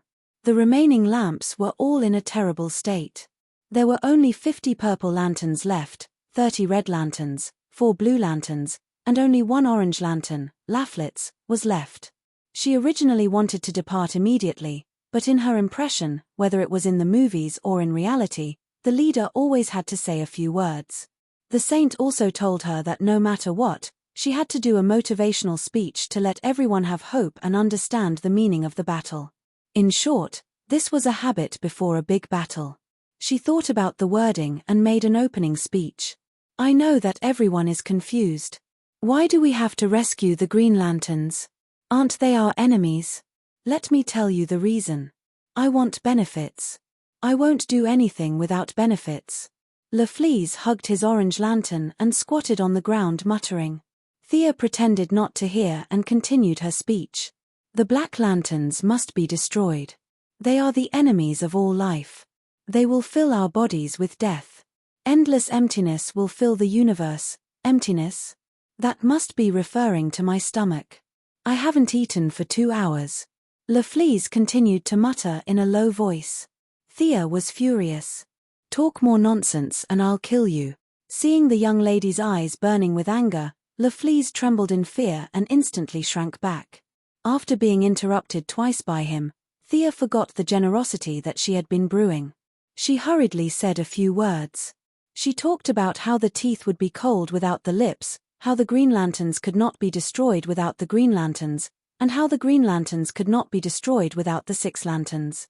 After repeating the same words, she waved her hand and teleported them off. Your Majesty, have you seen Ganther? Protector Sade asked her in a low voice. Sade was Ganth's girlfriend. This couple had been together for hundreds of millions of years. She had to admit that it was quite impressive. Even though she was deprived of her feelings, Sade still stuck with Ganther. Thea had a good impression of them. They were rare good people among the blue men. Just like the guy who was saved by Diana in the central city. He was not very capable, but he was so arrogant that he flew back without saying goodbye. She had no qualms about dealing with people like that. But she was still very polite to Ganther and Sade. Don't worry, Lord Sade. Ganther is still in Aurora. We will gather our forces and rescue them. Using the Green Lantern's teleportation, they arrived at Aurora's main planet. There was a large number of protective devices and anti-air technology around the planet. Now, they were all destroyed. The protectors had spent a lot of effort to maintain the planet. The Green Lantern Corps had participated in the construction of Auror's main planet for hundreds of millions of years. Now, more than half of it was covered in darkness. Only bits of green could be seen through the gaps in the darkness, proving that there were still people resisting there. Thea closed her eyes. She could communicate telepathically too, but she was not as skilled as the Martian hunters. She frowned slightly and contacted Ganther. There were 3,600 sectors, and 2 Green Lanterns in each sector. That was a total of 7,200 people. Including the same number of reserves, the Green Lantern Corps was the universe's police force and had the most people. Unfortunately, there were less than 2,000 Green Lanterns around Ganther on Auror's main planet. Excluding those who were in their sectors and could not return to the main planet in time, almost half of them had been sacrificed. After dark, even if the Green Lantern Corps armed all the reserves, only 1 lantern could be stationed in each sector. With less than 2,000 people, they could contend against hundreds of thousands of Black Lanterns. Hundreds of thousands of greatest Green Lanterns who could use the Lantern Ring when they were alive. Other than that, there were many enemies who had been defeated by the Green Lanterns. Thea saw a big guy. It was Mungo, a giant who could single-handedly defeat the entire Justice League. He did not go to Earth in this timeline. Instead, he came to Aurora and was killed by the full force of the Green Lanterns. After his death, his body became part of the Little Blue Men's collection. Thea still had his son's body in her hands. She had sealed it in the new world in advance as a precaution. Now that Mungo had risen, and a large number of space criminals had been resurrected, the fate of the Green Lantern Corps could be said to be precarious. They could be wiped out at any time.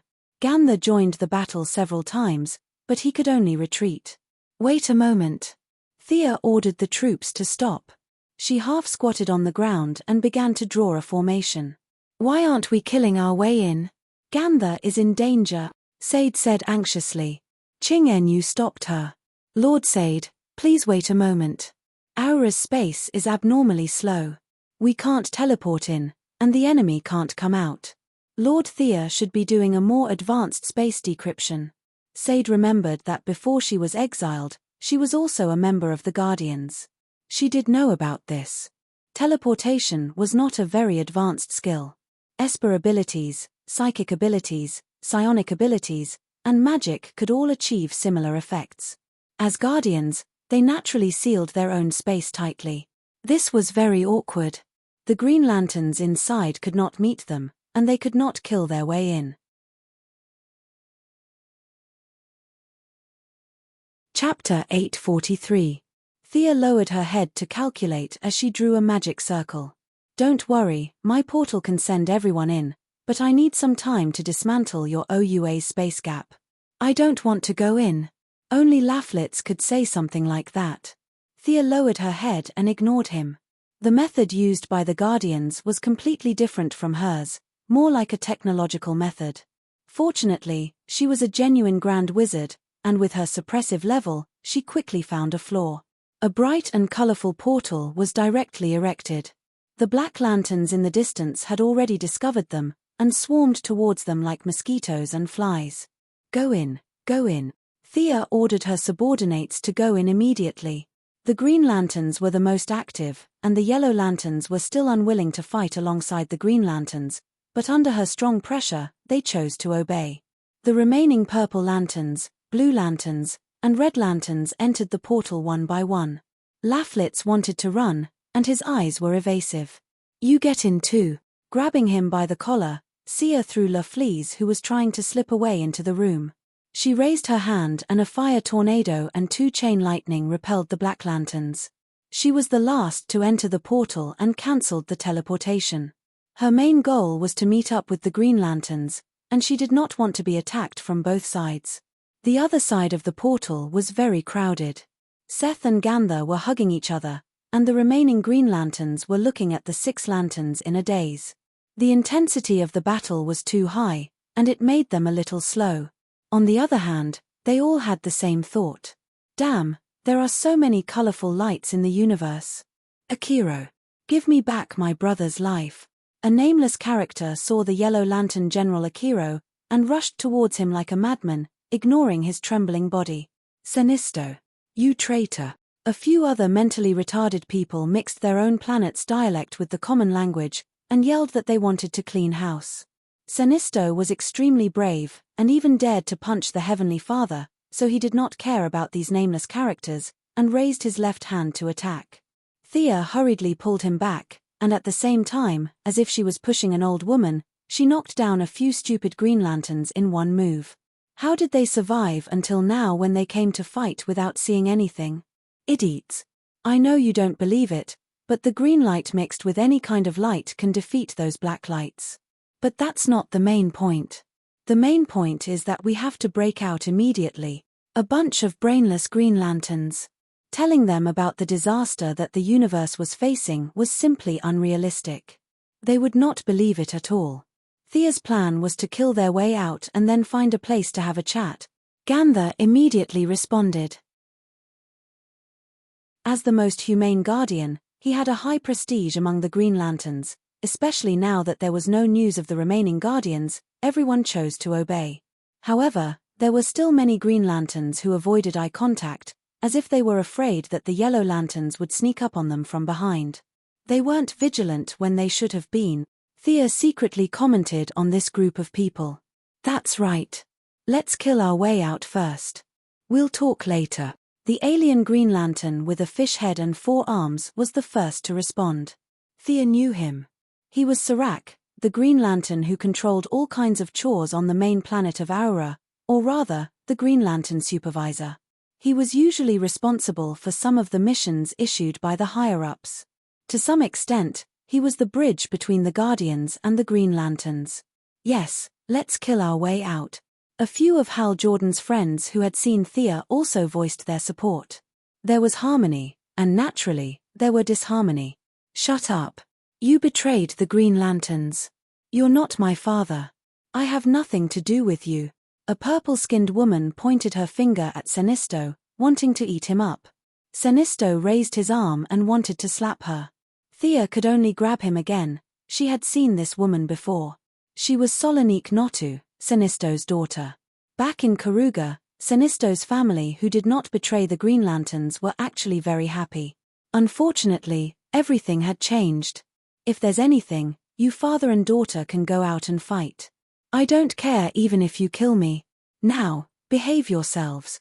The pressure that belonged to the gods surged in all directions.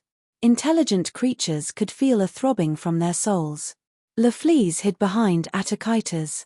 "I don't care what grudges you had before. Now, shut up. I showed mercy last time in OUA. Do you really think I won't dare to kill?" A group of people then connected Thea to the people who fought the Green Lanterns and the Guardians. The large-scale soul shock last time had caused them to rest for a few months. They had just recovered. In fact, they were also complaining in their hearts. "You were wearing regular clothes last time. This time, you've changed into a disguise. We don't know you." In the eyes of the aliens, Earthlings all looked the same. "You change clothes every day. Who would know you?" No matter how much the Green Lanterns complained, the strong were respected. At least they understood this principle of the universe. The crowd quieted down, tacitly acknowledging the fact that they were fighting side by side. Thea looked at the Saint. She had to at least apply the buff before attacking. The Saint understood and raised his right hand. The remaining 3 members also raised the blue lamp that symbolized hope. The blue light shone brightly, followed by the exclamations of the Green Lanterns and Red Lanterns. "Oh my God, my ring can recharge itself." 110%, 115%, the ring can break through the limit? Except for a few Green Lanterns who had participated in the Battle of Darkseid on Earth, it was the first time for most people to enjoy the ring breaking through the limit. For a moment, they felt that they were full of energy. The better the ring's material could reach 150%, and the worse ones could reach 120%. Thea looked at Atakaitas. "Let's see the bravery of the Red Lantern Corps." Of course, Atakaitas didn't want to be the vanguard. The Red Lanterns were violent, but they weren't stupid. There were hundreds of thousands of enemies outside, and it would be dangerous to be the first to rush out. But he couldn't not go. He looked violent, but when he was still called Atakaitas, he was a psychologist. When he became the leader of the Red Lantern Corps, anger didn't overwhelm his rationality. Instead, it gave him a new ability, divination. Using the bones of the enemy to perform divination, this guy could be considered a mystical to a certain extent. Sade found Larfleet's and contacted the Red Lantern with the intention of giving it a try. He didn't expect Larfleet's to agree. This was the reason why the Red Lantern Corps was here. The divination told him that he had to come. There would be benefits if he came, but if he didn't, he would die. Thea saw that he didn't move and was a little impatient. What was the meaning of this? Not listening to orders? I'll go. Although he was more than 2 meters tall, much taller than Thea, he felt like a dwarf. His gaze became colder and colder as he looked at Thea. He didn't dare to hesitate and hurriedly led his subordinates to charge out. Thea gave Ching Enyu a look. Ching Enyu led more than 100 people and followed closely behind the Red Lantern Corps. Atakaitas was a long-lived species. He had lived for hundreds of millions of years since the massacre in Sector 666. His combat experience could only be described as rich. This was his fighting style. He conjured a blood-red great axe and shield and charged left and right amidst a group of Black Lanterns. His subordinates were much worse. They were all like madmen, violently attacking any enemy they caught. There was no formation to counter them at all. Unlike the other 6 lanterns, anger energy surged in their bodies instead of blood. They could spit out this energy in battle and inflict heavy damage to their enemies. But that little bit of damage was nothing to the Black Lanterns. Ching Enyu was on the battlefield, but she still maintained her otherworldly demeanor. The Blue Lanterns didn't use rings. Instead, they used a kind of cane. One of the important functions of the cane was that it could borrow light for a short period of time. Knowing why Thea wanted them to come out, the Blue Lanterns took turns to use their 7-colored light as if they were performing. Naturally, there was also green light among them. Chapter 844. The green lights were dumbfounded. So, it's not us. Their mentality fell from being saviors to the ground, and they began to consider some practical problems. See, green light with any type of light can make the Black Lanterns go offline. Don't hesitate. Kill our way out of OUA and head to the main planet of the Blue Lanterns. Thea gave the order to break out. The green lights responded in unison. They saw Ching Enyu and her subordinates working together to destroy the Black Lanterns. Their morale was greatly boosted. As long as they could kill the Black Lanterns, it was fine. They had been fighting for half a day, and none of them had died. That was too desperate. The Yellow Lanterns seemed to want to prove that they were stronger than the Green Lanterns. The Green Lanterns did not back down. They were all elites. If the Black Lanterns could be killed, then there was nothing to be afraid of. After all, the resurrection was a corpse, not the person himself. If the Black Lanterns went offline after hitting the ring, then they would only have 2 health points. They could win with a little cooperation. For a moment, the main planet of OUA was illuminated by a 7-colored light. Everyone rushed out together. Whether it was teleportation or flying, it was better than being trapped in OUA. In order to let them practice their cooperation, Thea used the excuse of running out of teleportation materials and followed the main group. Halfway through, Serac suddenly thought of a problem. He asked Ganthicide, "What about the central power? Without it, the ring will run out of energy very quickly." Thea was surprised. "You still have the central power?" Serac said truthfully, "As long as the Green Lanterns are in OUA, the central power will never go out." He looked like a devout believer. Thea was a little amused. "You guys are too idealistic. Do you think you have the central power just because you have the Green Lanterns?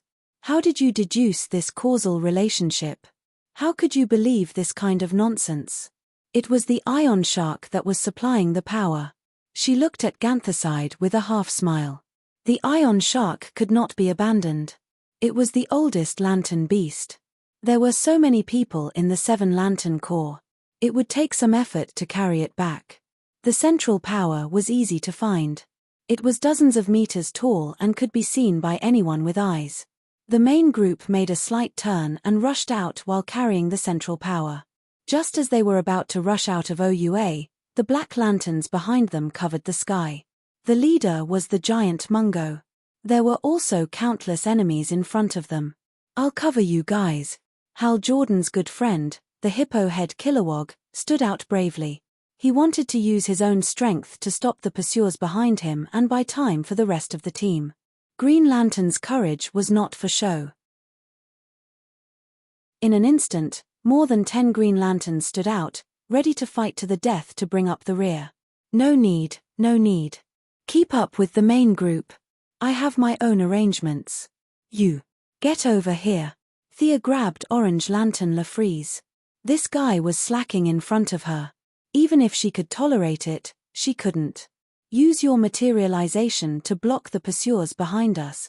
Many of them had never seen an Orange Lantern before. Kilowog and the others couldn't bear to watch the skinny LaFleeze do it. The giant Mungo in the distance had an arm thicker than LaFleeze's waist.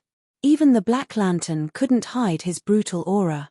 Which of the remaining people who could be left behind by the Guardians to boast about their battle achievements weren't famous fierce people? The Green Lanterns felt that LaFleeze wouldn't even be able to make a splash. Wasn't this sacrifice in vain? Thea found it funny. She didn't expose the cruel reality. Your lantern rings had 100% energy, but this guy's energy was 100,000%. It was like a bug in the system. Sometimes she even wondered if it was because God was attached to the Schnauzer, so he had a special preference for the dog-headed guy. Otherwise, it didn't make sense that the Orange Lantern was so ridiculously strong. LaFleeze was 120% unwilling, but under Thea's coercion, he could only release a bunch of lantern rings to stop the pursuers. A few Green Lanterns, who were full of courage and prepared to cover the rear, were shocked when they saw the overwhelming orange brilliance that filled their vision. They didn't know the special characteristics of the orange lamp ring, and thought that LaFleeze was a hidden expert. A bunch of people rushed out of Aurора's main star with the Green Lantern's main energy source. The Green Lanterns worked together to lead the team back to Aurora's main star. The Blue Lantern's main star's quiet and comfortable environment filled with positive emotions made many Green Lanterns relax. A bunch of people were either lying down or sitting down. They were all exhausted. Thea led a few leaders to a unified view. Actually, there was no consensus. Wasn't the reason why they spent so much effort to save them to support Earth? The Yellow Lanterns and the Green Lanterns who were directly under her had no objections. Sinisto was gloriously ignored. The Blue Lanterns who were partly under her, and the Orange Lanterns who were intimidated into silence also had no objections. The leader of the Purple Lanterns, Carol Ferris, was an Earthling. She couldn't wait to fly back. The Red Lanterns Atakitas divined and agreed to support Earth. The only trouble was the Green Lanterns. Serac was puzzled. Why do we have to go to Earth? There are so many planets in the universe that are suffering. Why don't we support them? Or we can take back Aurora's main star. Thea glanced at Ganther. The little blue man shook his head slightly at her, indicating that he couldn't say anything about the spirit of existence. She couldn't explain it to this bunch of Green Lanterns, so she could only let them fight among themselves. She summoned the few Green Lanterns from Earth. Hal Jordan, Guy Gardner, John Stewart, and the newcomer Kyle Rayner, regardless of whether they knew each other or not, spread out to the crowd to explain the importance of supporting Earth. Hal Jordan was a popular man. Half of the army had bragged and drunk with him. Although a bunch of people felt that the reason was a bit far-fetched, they still decided to go to Earth. Some gave face, and naturally, there were also cynical remarks that didn't give face. Thea stopped Hal, who was about to go fight. Those who don't want to go can stay here and protect Odium. We can't lose the main star of the Blue Lanterns. If Earth is lost, we can still fight back from here. The large group immediately split up. The Green Lanterns left more than 300 people, and Thea also left more than 300 Yellow Lanterns, who didn't look so good, to help defend. The rest all went to Earth. Thea, Barry said that a big guy came out of Seaside City. Diana said in the long-distance communication. Was the Black Death Emperor finally summoned? Thea's eyes narrowed. The moment had finally come. She had a brief conversation with Ganther, and the little blue man nodded at her. Thea immediately took Green Lantern Hal Jordan, Yellow Lantern Sinisto, Green Lantern Lady, Blue Lantern Saint, Red Lantern Atakitas, Purple Lantern Carol Ferris, and the unwilling Orange Lantern LaFleeze to Earth first. She found Diana first. The Valkyrie was surrounded by the Black Lanterns. Maxwell Lauder, the traitor in the Darkseid War, was pulled up by the Black Lanterns again. He immediately gathered the Black Lanterns to find Diana. 7 lanterns descended. Maxwell saw that the situation was bad and turned to run. They didn't have time to care about such a small character. They fought and retreated, and finally broke out of the encirclement. A huge Black Lantern energy has descended on Seaside City. Barry is there. He said that he also saw a tall black shadow. Diana said urgently.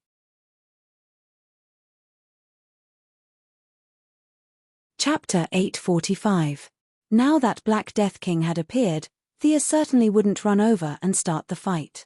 She brought 7 lanterns, Diana and herself, as well as the Flash who was running around Seaside City to observe. There were only 10 of them.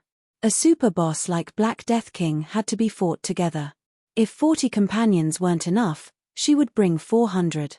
She had to cultivate everyone's initiative. After all, Earth wasn't her home. After sensing everyone's location, Thea found the Flash and brought them to the mothership to discuss the final battle. The serious black man with an eye patch was becoming more and more like the braised egg next door. As Thea listened to him giving out various orders, she felt a sense of accomplishment. The black man's situation was much better than that of the original space-time where he didn't have a job and had to take care of his wife and children. There were many superheroes on the mothership. Although some heroes could fly, they couldn't fly as fast as the mothership. Not to mention, they could rest here and have all kinds of backup. Most importantly, the mothership's stealth technology was very good. Other than Superman, who was not afraid of anything, the rest of the superheroes were basically here. There was the International League, the Female League, Amanda's Suicide Squad, and some young heroes.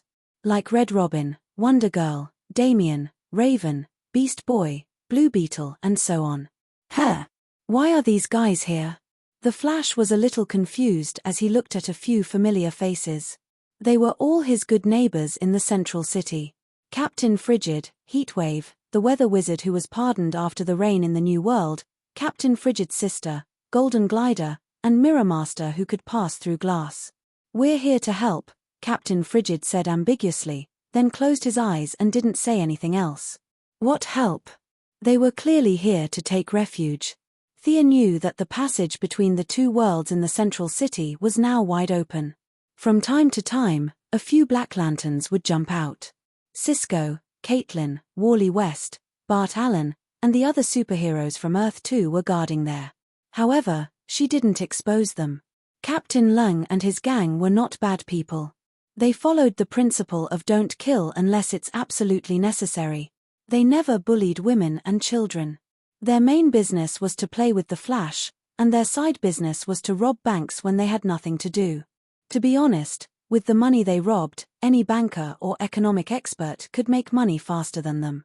It could be said that these guys were basically harmless. After pulling Diana away, Thea was about to meet up with the Zhonglian Alliance to discuss the next step of the plan when she bumped into 2 people. "Constantine, Zatanna, why are you here?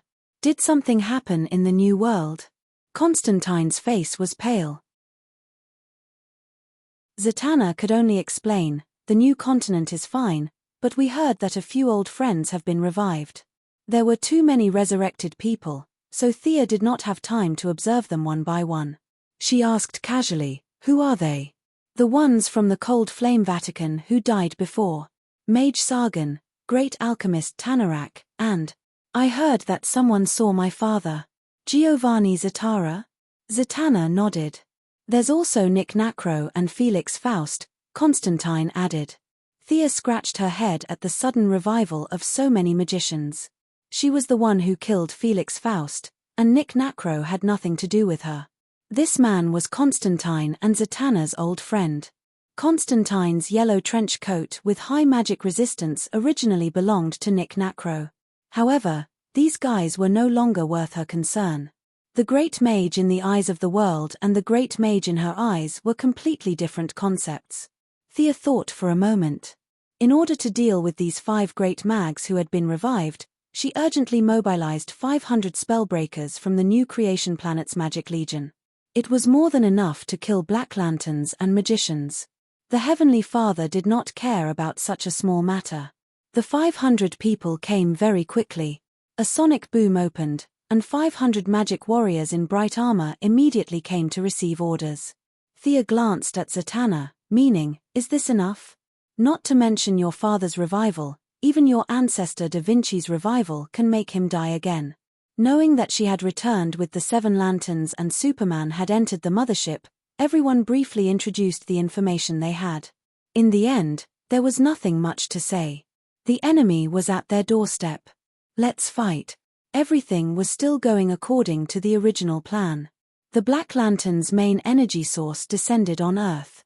It directly chose Seaside City, which was half destroyed by the Parallax Devils and rebuilt. Now, it was completely a sea of corpses. Countless Black Lanterns occupied this place. In the center of the city, in front of the huge Black Lantern's main energy source stood several figures. Floating in the air was the traitorous guardian, Scarface. The black chains in her hands were still binding her 7 former guardians. There was also a crazy guy, the Earthling William Hand, codenamed Blackhand. He was hugging 2 corpses and mumbling to himself. In the middle stood a tall figure. His hair was sparse and white, and his skin was covered with dark spots. His whole body was like a corpse. He wore a black robe, and there were huge shackles on his wrists and neck. However, the shackles had long been broken. The most eye-catching thing was the huge scythe in his hand. The scythe seemed to be able to absorb light. It was pitch black, and if an ordinary person looked at it, their heart would beat wildly, as if they were looking at a disaster. Even from a few miles away, the extraordinary aura of the Black Death Emperor could be felt. Calm. Thea carefully observed the path that the Black Death Emperor took. His goal was to die peacefully, to die silently. To live peacefully, to die peacefully. There were no waves, no passion, only a process that looked like a program. All the intelligent lives were like floating sand in a long river in his eyes. They flowed down with the current without leaving any trace. Although the sand was almost endless, he did not care.